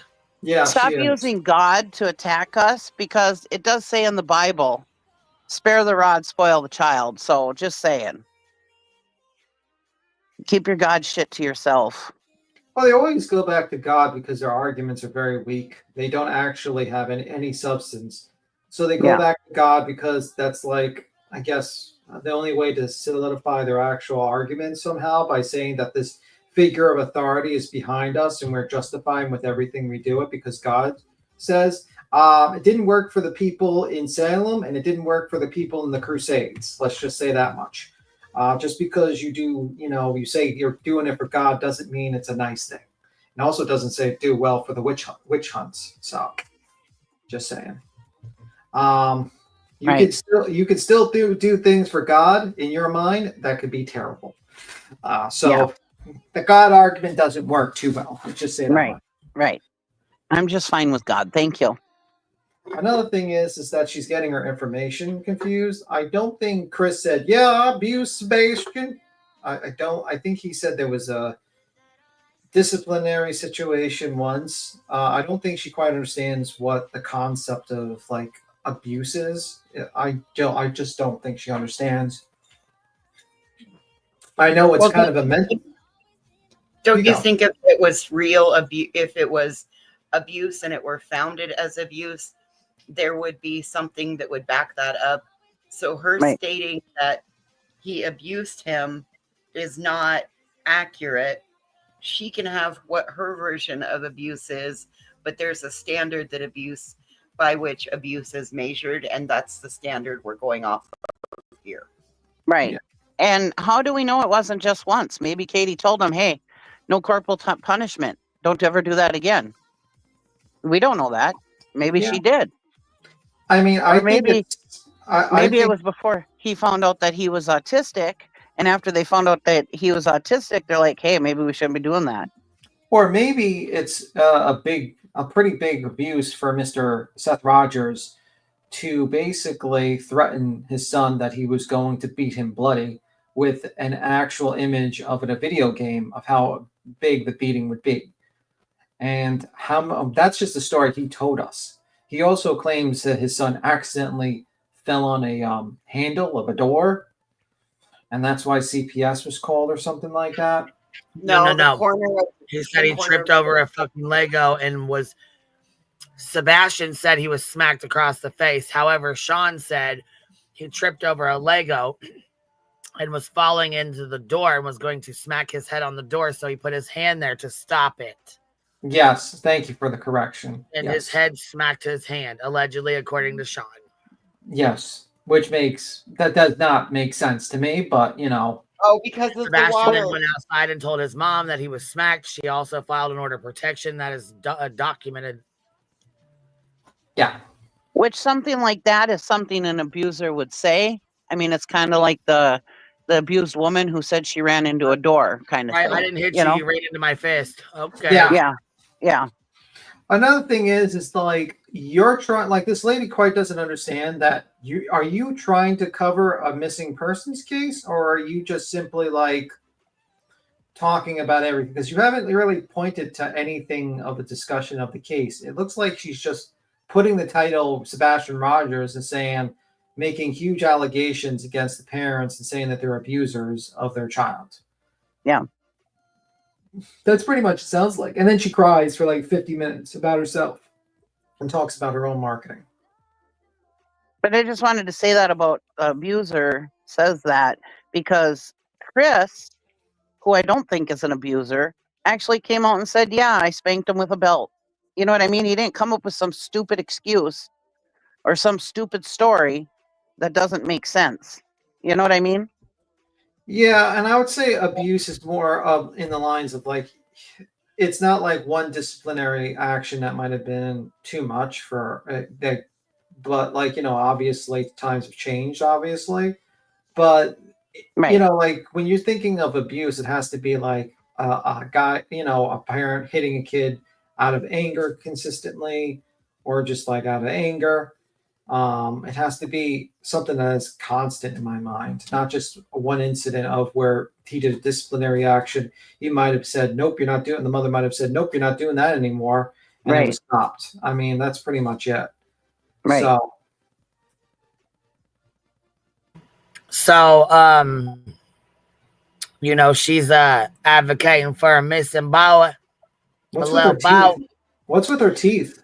I'm thinking she's doing a parody of Nick Head's Fitz Faust, but I think it's actually she's trying to say this is Faith's grandmother.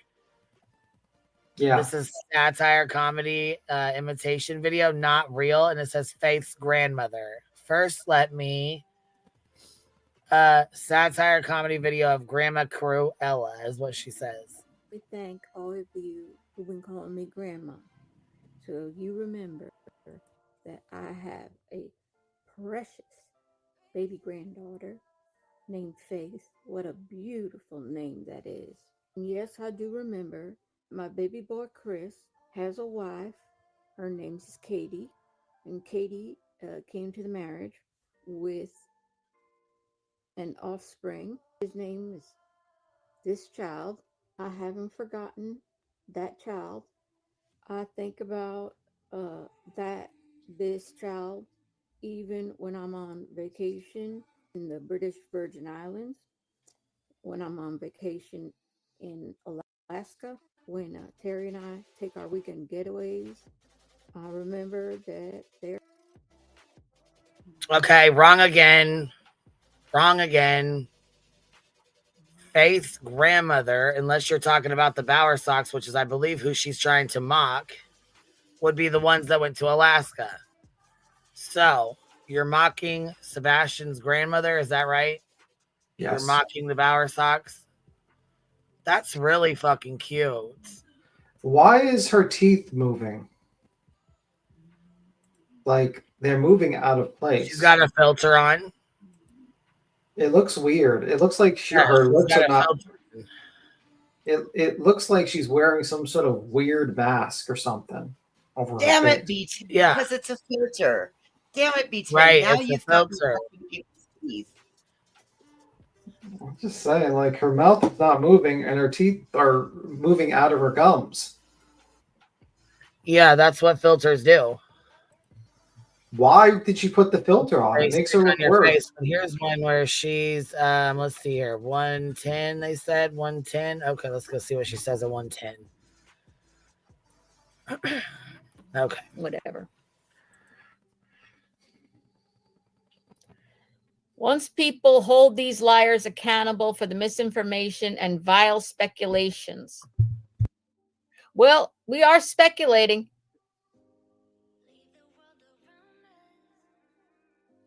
Only then. What, you know, the thing is, lady, isn't it funny how they get mad when you repeat back to them their own words? Isn't that the funniest thing you ever heard of? Hey, you said this.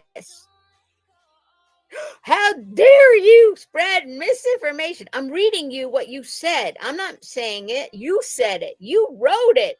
It's in print. I got it on my phone now. All right, guys, I'm at 4%. So let me get to my song because I'm mad before she deletes them. I got them all. I got them all. That was the song. I was laughing at the ending earlier. Too funny. What you gonna do? I did write a song about her. Hold on. Let me get to it. Guys, I cannot read all her messing things. No love for this. All right. This is a participatory thing. All right. I need your participation. I know you can't hear. I can't hear you. All right. We're going to end with this because my phone's about to die. Do you know the Addams Family song? Oh my God. I'm going to have to make a clip of this at the end. Just of this song. Right? Everybody, I want you to snap along at home. Okay. To the Addams Family. You know. Dun-dun-dun-dun. Dun-dun-dun-dun. Dun-dun-dun-dun. Dun-dun-dun-dun. Dun-dun-dun-dun. Snap, snap. You know that song? Keep Okay. She doesn't know the words. She forgot them. Jay Leno would love. Oh my God, that's a good one. You guys are funny tonight. Okay, here we go. I'm gonna do it because my phone's gonna die. Yeah, I'll follow with you, man. Somebody said I shouldn't read the last stanza. I might have to skip it. Okay. All right. All right, let's go. Ready, everybody? Da-na-na-na. Da-na-na-na. Da-na-na-na. Da-na-na-na. Da-na-na-na. She's surly and she's nervy. She doesn't know what's pervy. Her savings will go to attorneys. She's CP's mom, CB. What the fuck was that? I want to say her full name. They told me not to. She's CP's mom, CB. Da-na-na-na. Weirdo. Snap.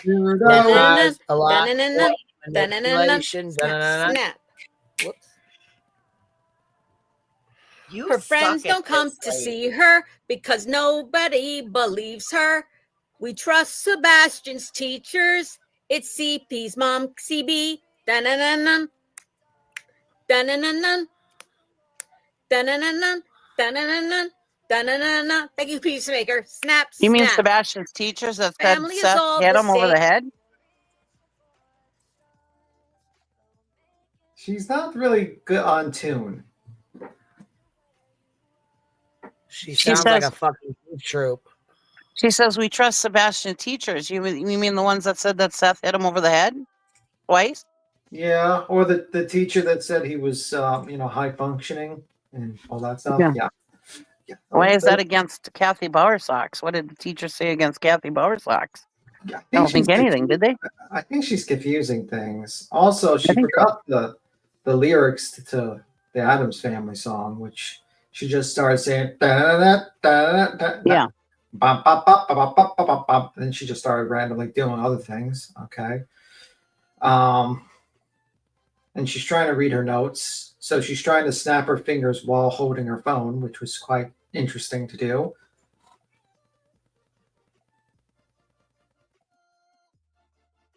Yeah, she's saying that, Stitching.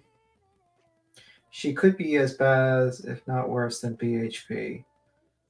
Well, yeah. My opinion about this. These are her words. We can't see them. If you It's a think phone. Kathy, if you think this woman looks like SHIT based on her own words, well, you did it to yourself, lady. You did it to yourself. You are as unlikable as your son. Really? Is she talking to her I don't have phone to like say it's a my person? opinion. Of course, it's an opinion. Yep. I like who I like, and I don't like who I don't like. It's an opinion. Demonic. Thank you.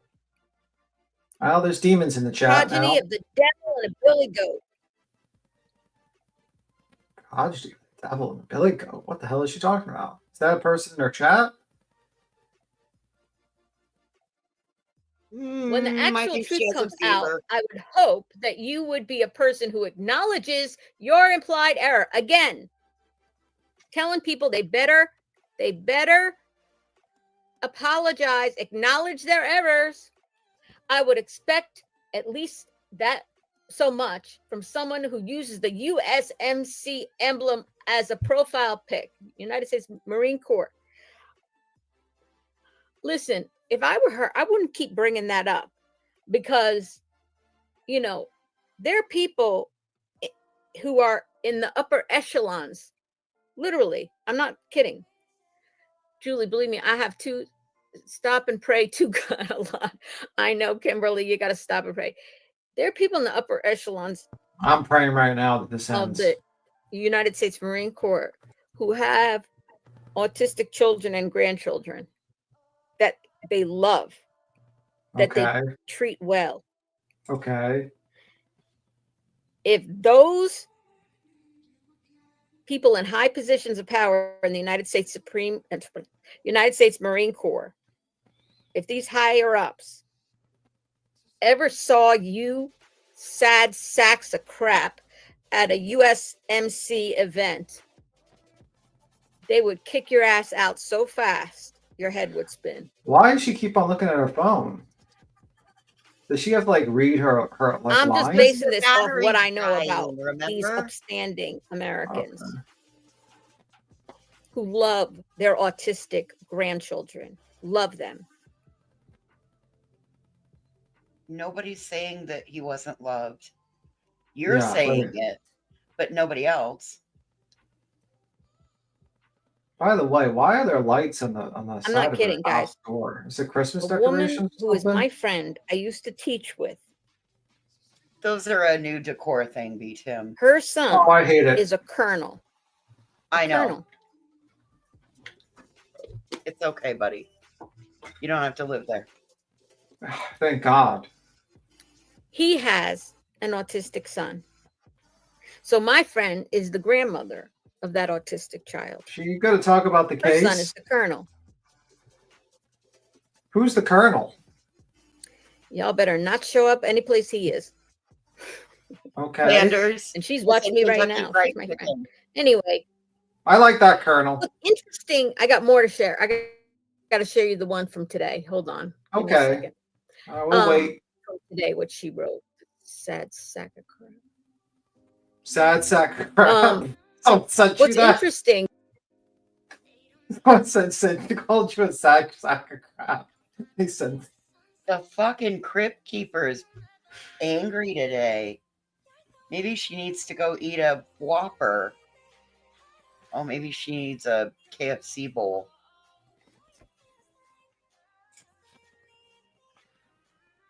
Da-da-da-da. Da-da-da-da.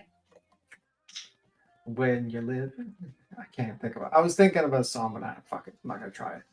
KFC, yeah, she's writing a book, which is probably great. Well,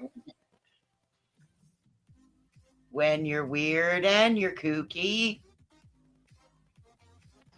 Julie's a little spooky. that's a good one. Stay away from Sebastian's family. Da-da-da. Da-da-da-da. Da-da-da. Stay away from Sebastian's family. You lurker. Oh my god. Maybe she needs a good AW root beer and a nap. That's always works for me when I'm in shitty mood. Well, you drink too much root beer, Captain Napkin. You're gonna drink water from now on. No more root beer for Captain Napkin.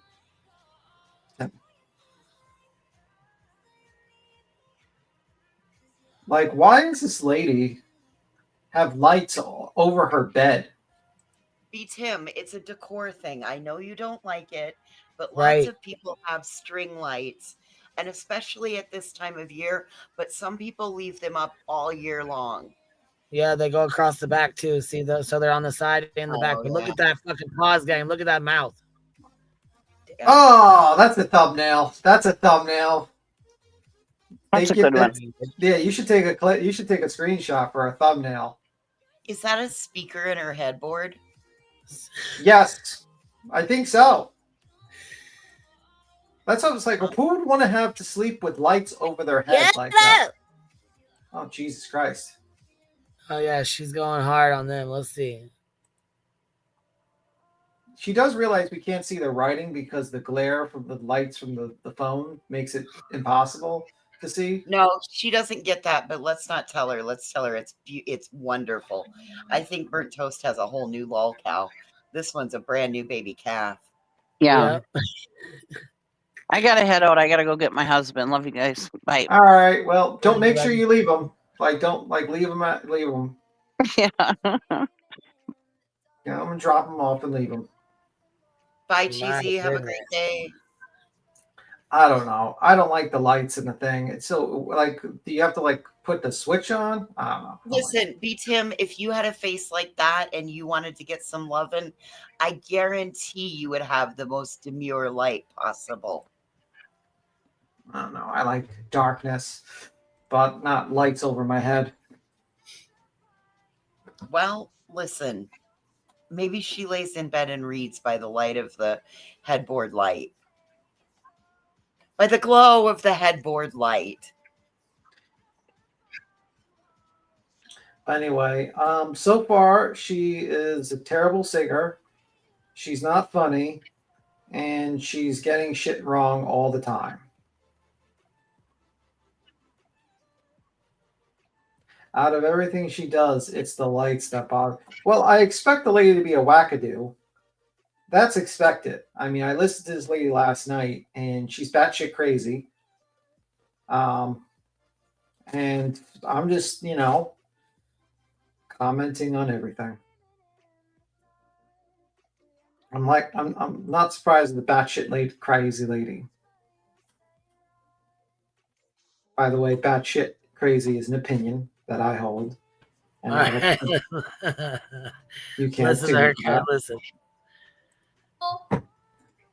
I think this is where she starts and going back getting endangerment mad. of Sebastian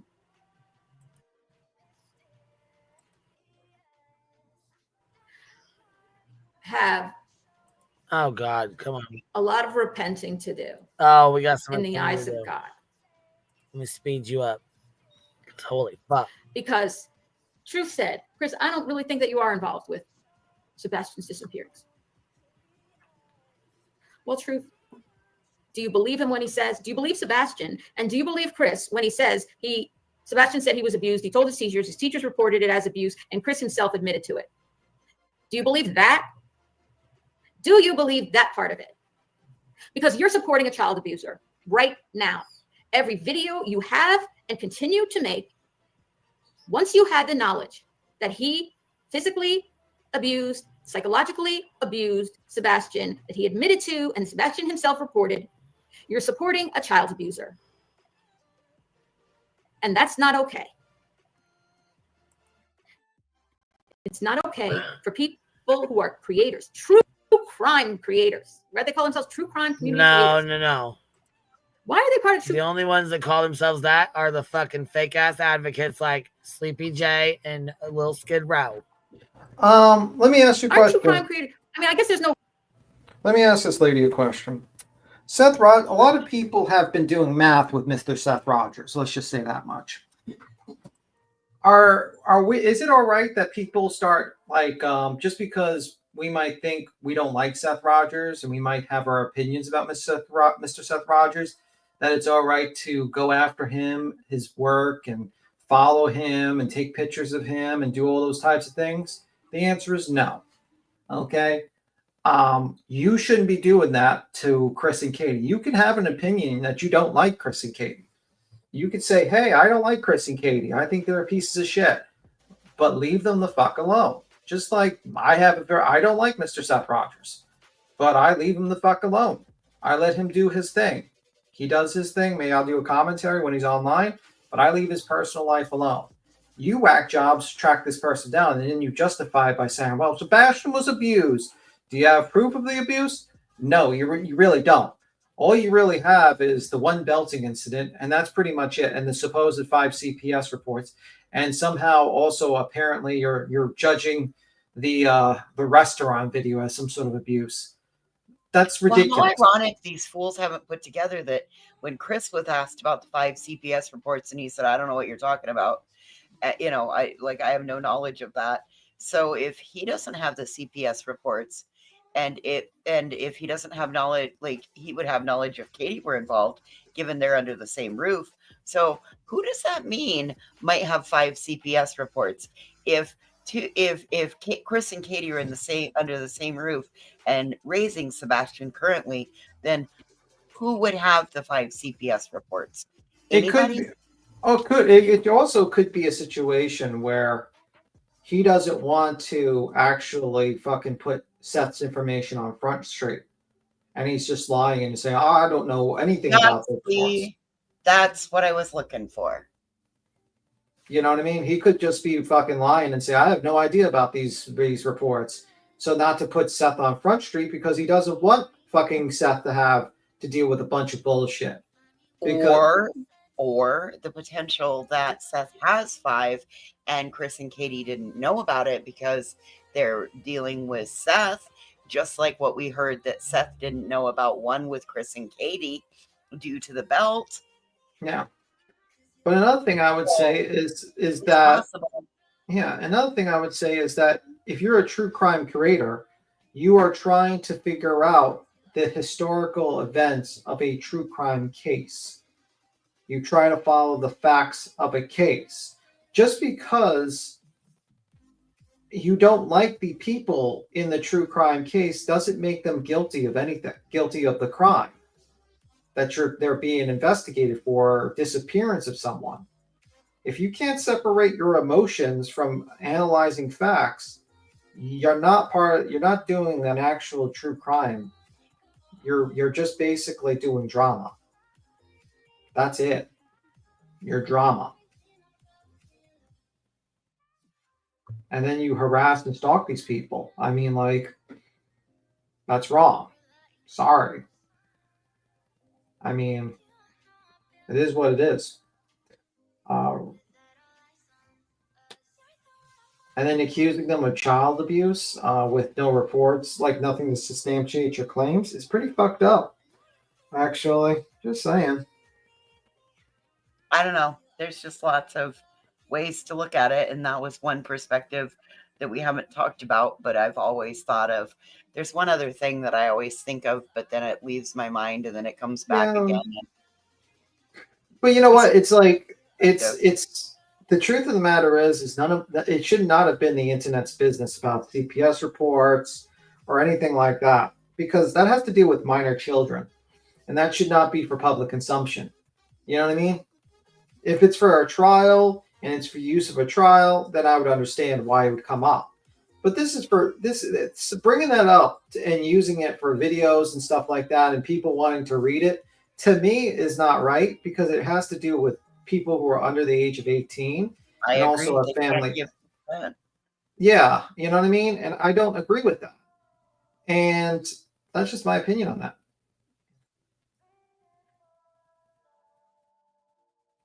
Someone called up Crabtree's like some sort of his job and who he has a contract with, and said that he's kind of like what was the exact thing with Crabtree? Like he said he was something They like insinuated that he was possibly involved, but he was impeding an active ongoing investigation.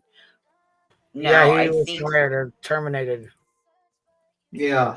I think he got to have a meeting or something with the higher ups. Maybe I could be incorrect. He had a meeting with the guys that he hired and showed them the video and showed them everything. He came up here last night and talked to us. Yeah. Oh, that's right. That's right. Yep. So you can My mind go back gets to last blurry. night.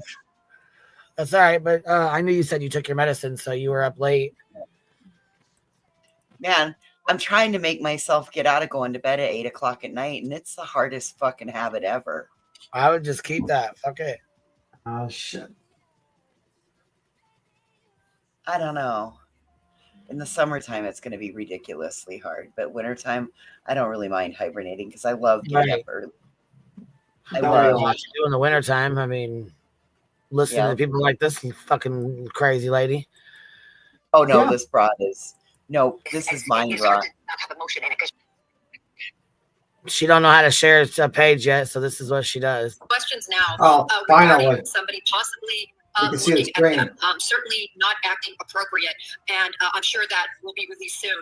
And when you put it in conjunction with how Katie Proudfoot is acting, it just adds up to something that doesn't make a lot of logical sense. Sure.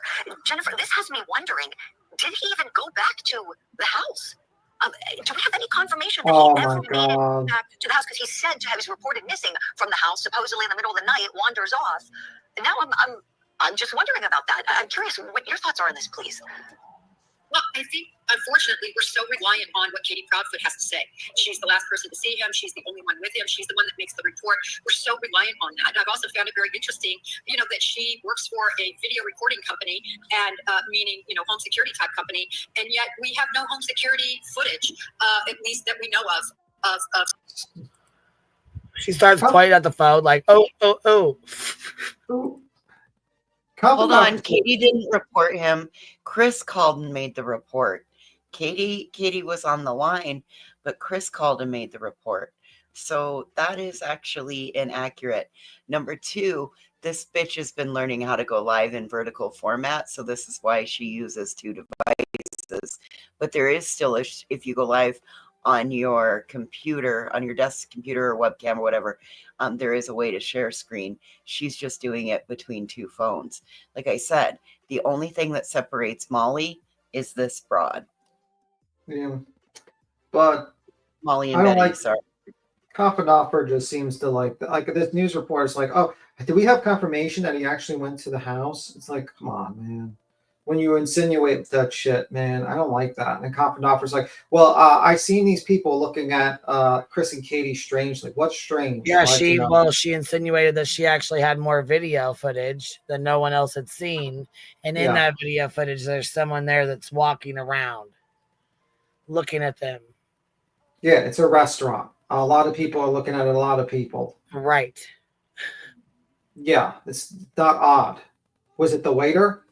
Maybe they wanted more breadsticks. I don't know. Do we know who? You know what I mean? Maybe it's the cook. Maybe it's the freaking Dude, maybe they were looking. You're exactly right. It's Texas Roadhouse. They have the best rolls ever. Maybe they were looking for more rolls and honey butter. Yeah, maybe she's looking for the waiter for her check. She's like, oh, he's not eating. He's done. Let's get the hell out of here.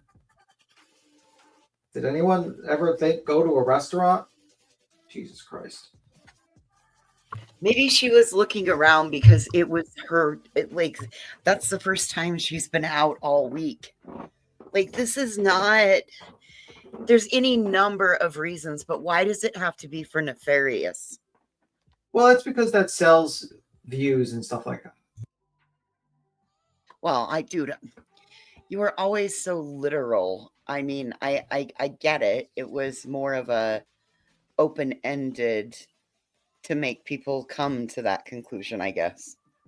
Yeah, I mean, it's like that. Like Hoppendorfer comes in, she makes this allegation of, well, you know, these people are looking at the, you know, Sebastian and Katie strangely. She offers no proof, and it's like, what the fuck are you doing? Makes no sense. Oh my god, that dumb shit they said about the surveillance of the Texas Roadhouse people sounds so over the top and so stupid. Yeah. Yeah, people lose their brains. I thought it was FBI. Let me see. Why are they pounding so hard on Katie, even truth piling on her suspicious Sebastian is practically grown and not a small child. He could have left on his own, and there's no evidence Katie Proudfoot did anything. I think people are frustrated, so they're just trying to make sense of something they just can't make sense for themselves so far, as it often does. Now, personally, me, the reason why I'm, you know, in a situation like that, I have to think of multiple aspects. Like, what is the reason? Would Katie do anything to Sebastian? That's what I try to think. And I say to myself, makes no sense. She didn't want Sebastian around. She could have gave it to her father. Simple, his father. Simple as that. 45 minutes is a short amount of, like, you're looking at an hour. You're looking at 45 minutes to an hour and 10 minutes if you go eat at Texas Roadhouse from the time you pull in the parking lot till you're back out the parking lot. Yeah, it's kind of a semi-fast food place, probably. Well, no, it's Semi. I mean, it's sit-down dining, but each table is an hour, like anywhere from 45 minutes to an hour and 10 minutes. I mean, like, I just think a lot of people are trying to make sense. For instance, when the truth was like in that conversation, like, he couldn't make sense of personal conversations of like about the schools and stuff like that. And I don't know what he's been told or whatnot, but it just seems like, I don't know. I don't see Katie doing it. I don't see the reason for it. And also, I just don't see how she can do it so cleanly that the authorities wouldn't catch her so soon. Because she's not a master criminal. And I can't see how she would have gotten away with it without any of the authorities just finding out. I mean, like, and having suspicions of it. You know what I mean? They're pretty on top of it. That's what I'm saying. And I don't think Julie gets that we're not investigators. We don't do any of that. We're more about like correcting the misinformation by showing how the story has changed using their own words. That's true, Veritas. They are like that, a team foul play, but it's like the problem is I don't see evidence of foul play until like if it was like blood or if there was like some kind of evidence that showed foul play, then I would understand. But like so far, you just have a missing persons case, and that's pretty much it. You don't really have any evidence of a struggle. You don't have evidence of injuries. You don't have any evidence of any death. Well, according to these, they won't listen that there's been forensics done, B-Tim. They will not listen when Chris has said multiple times, there were teams in and out of my house multiple times. Yeah. And like, it just doesn't make sense to me because like, you know, we'll see. And I think that's why they're trying to figure out what was Sebastian was not home, didn't get home, and maybe she got rid of him before getting home. And I'm like, do you have evidence of that? Or is that just pure speculation? How does that work? Because they say last seen at. Yeah. That doesn't line up either. So, I mean, it is what Veritas is saying, because some people do need a boogeyman. But that's the thing. It's like, and even if you do believe that Katie did it or Seth did something, has something to do with it or whatever, I just, you know what I mean? I don't agree with people thinking that they're going to try to figure out the case by harassing and stalking these people. If anything, I feel like you're probably would actually affect the investigation and probably destroy the evidence collection method in which you can get a conviction on people when you do things like that. I mean, remember the Lonnie Simon case. The boyfriend in the house was working with the FBI, and he was being wired, and he was in the hotel, wired. Well, everyone was actually pissed off at him when he left the house. What if people were following him? Well, what if that would have messed up that whole sting operation because people stalked him and just assumed he was guilty and started attacking him online and going in person to bother him? It could have affected an investigation that could have let a lady that murdered her child off scot-free. But no one thinks about that. So. But they're all here for justice. They love that little boy oh so much. You know, yeah, and like they don't question like the methods that things are like. These people don't mention it. Like think to themselves, like, wait a minute, dog is just basically promoting his cameo.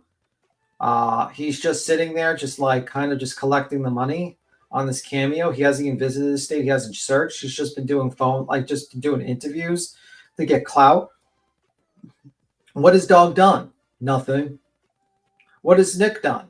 In a parking lot, sending injunctions on people and trolling people online. What has Betty done? Put a couple of missing person photo posters on things she shouldn't, and stalked and harassed the grandparents of a missing child to the point where the courts had to get involved. Like all these people have done nothing, did nothing, and also proceeded to actually obstruct a case.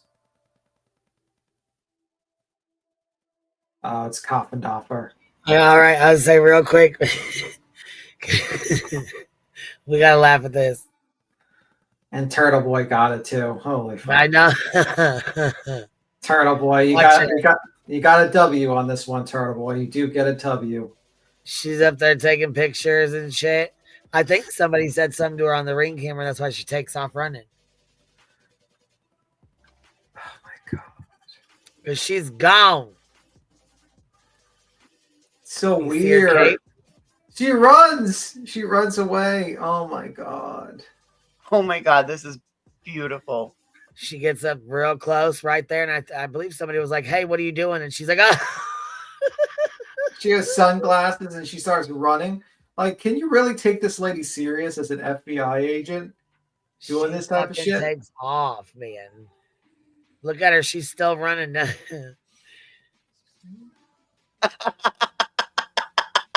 She's gone.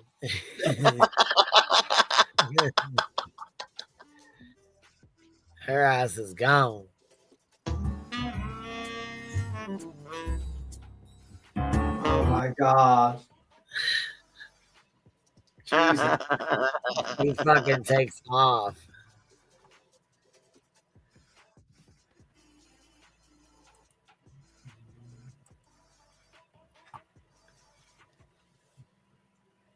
That is too funny. Shit. All right, guys, I got to get off here. I got to go to a family dinner, so I'll catch you on the flip side. All right. See ya. Bye. All right. See you later. Bye. See you later. And I appreciate you guys. Thank y'all for hanging out. We've been on here about 4 hours, and I got to get ready for a family dinner. So I will see you guys later, and I'll catch you on the flip side. I'll try to get back on later. If not, I'll see y'all tomorrow. Have a good day, everybody. Thanks for being here.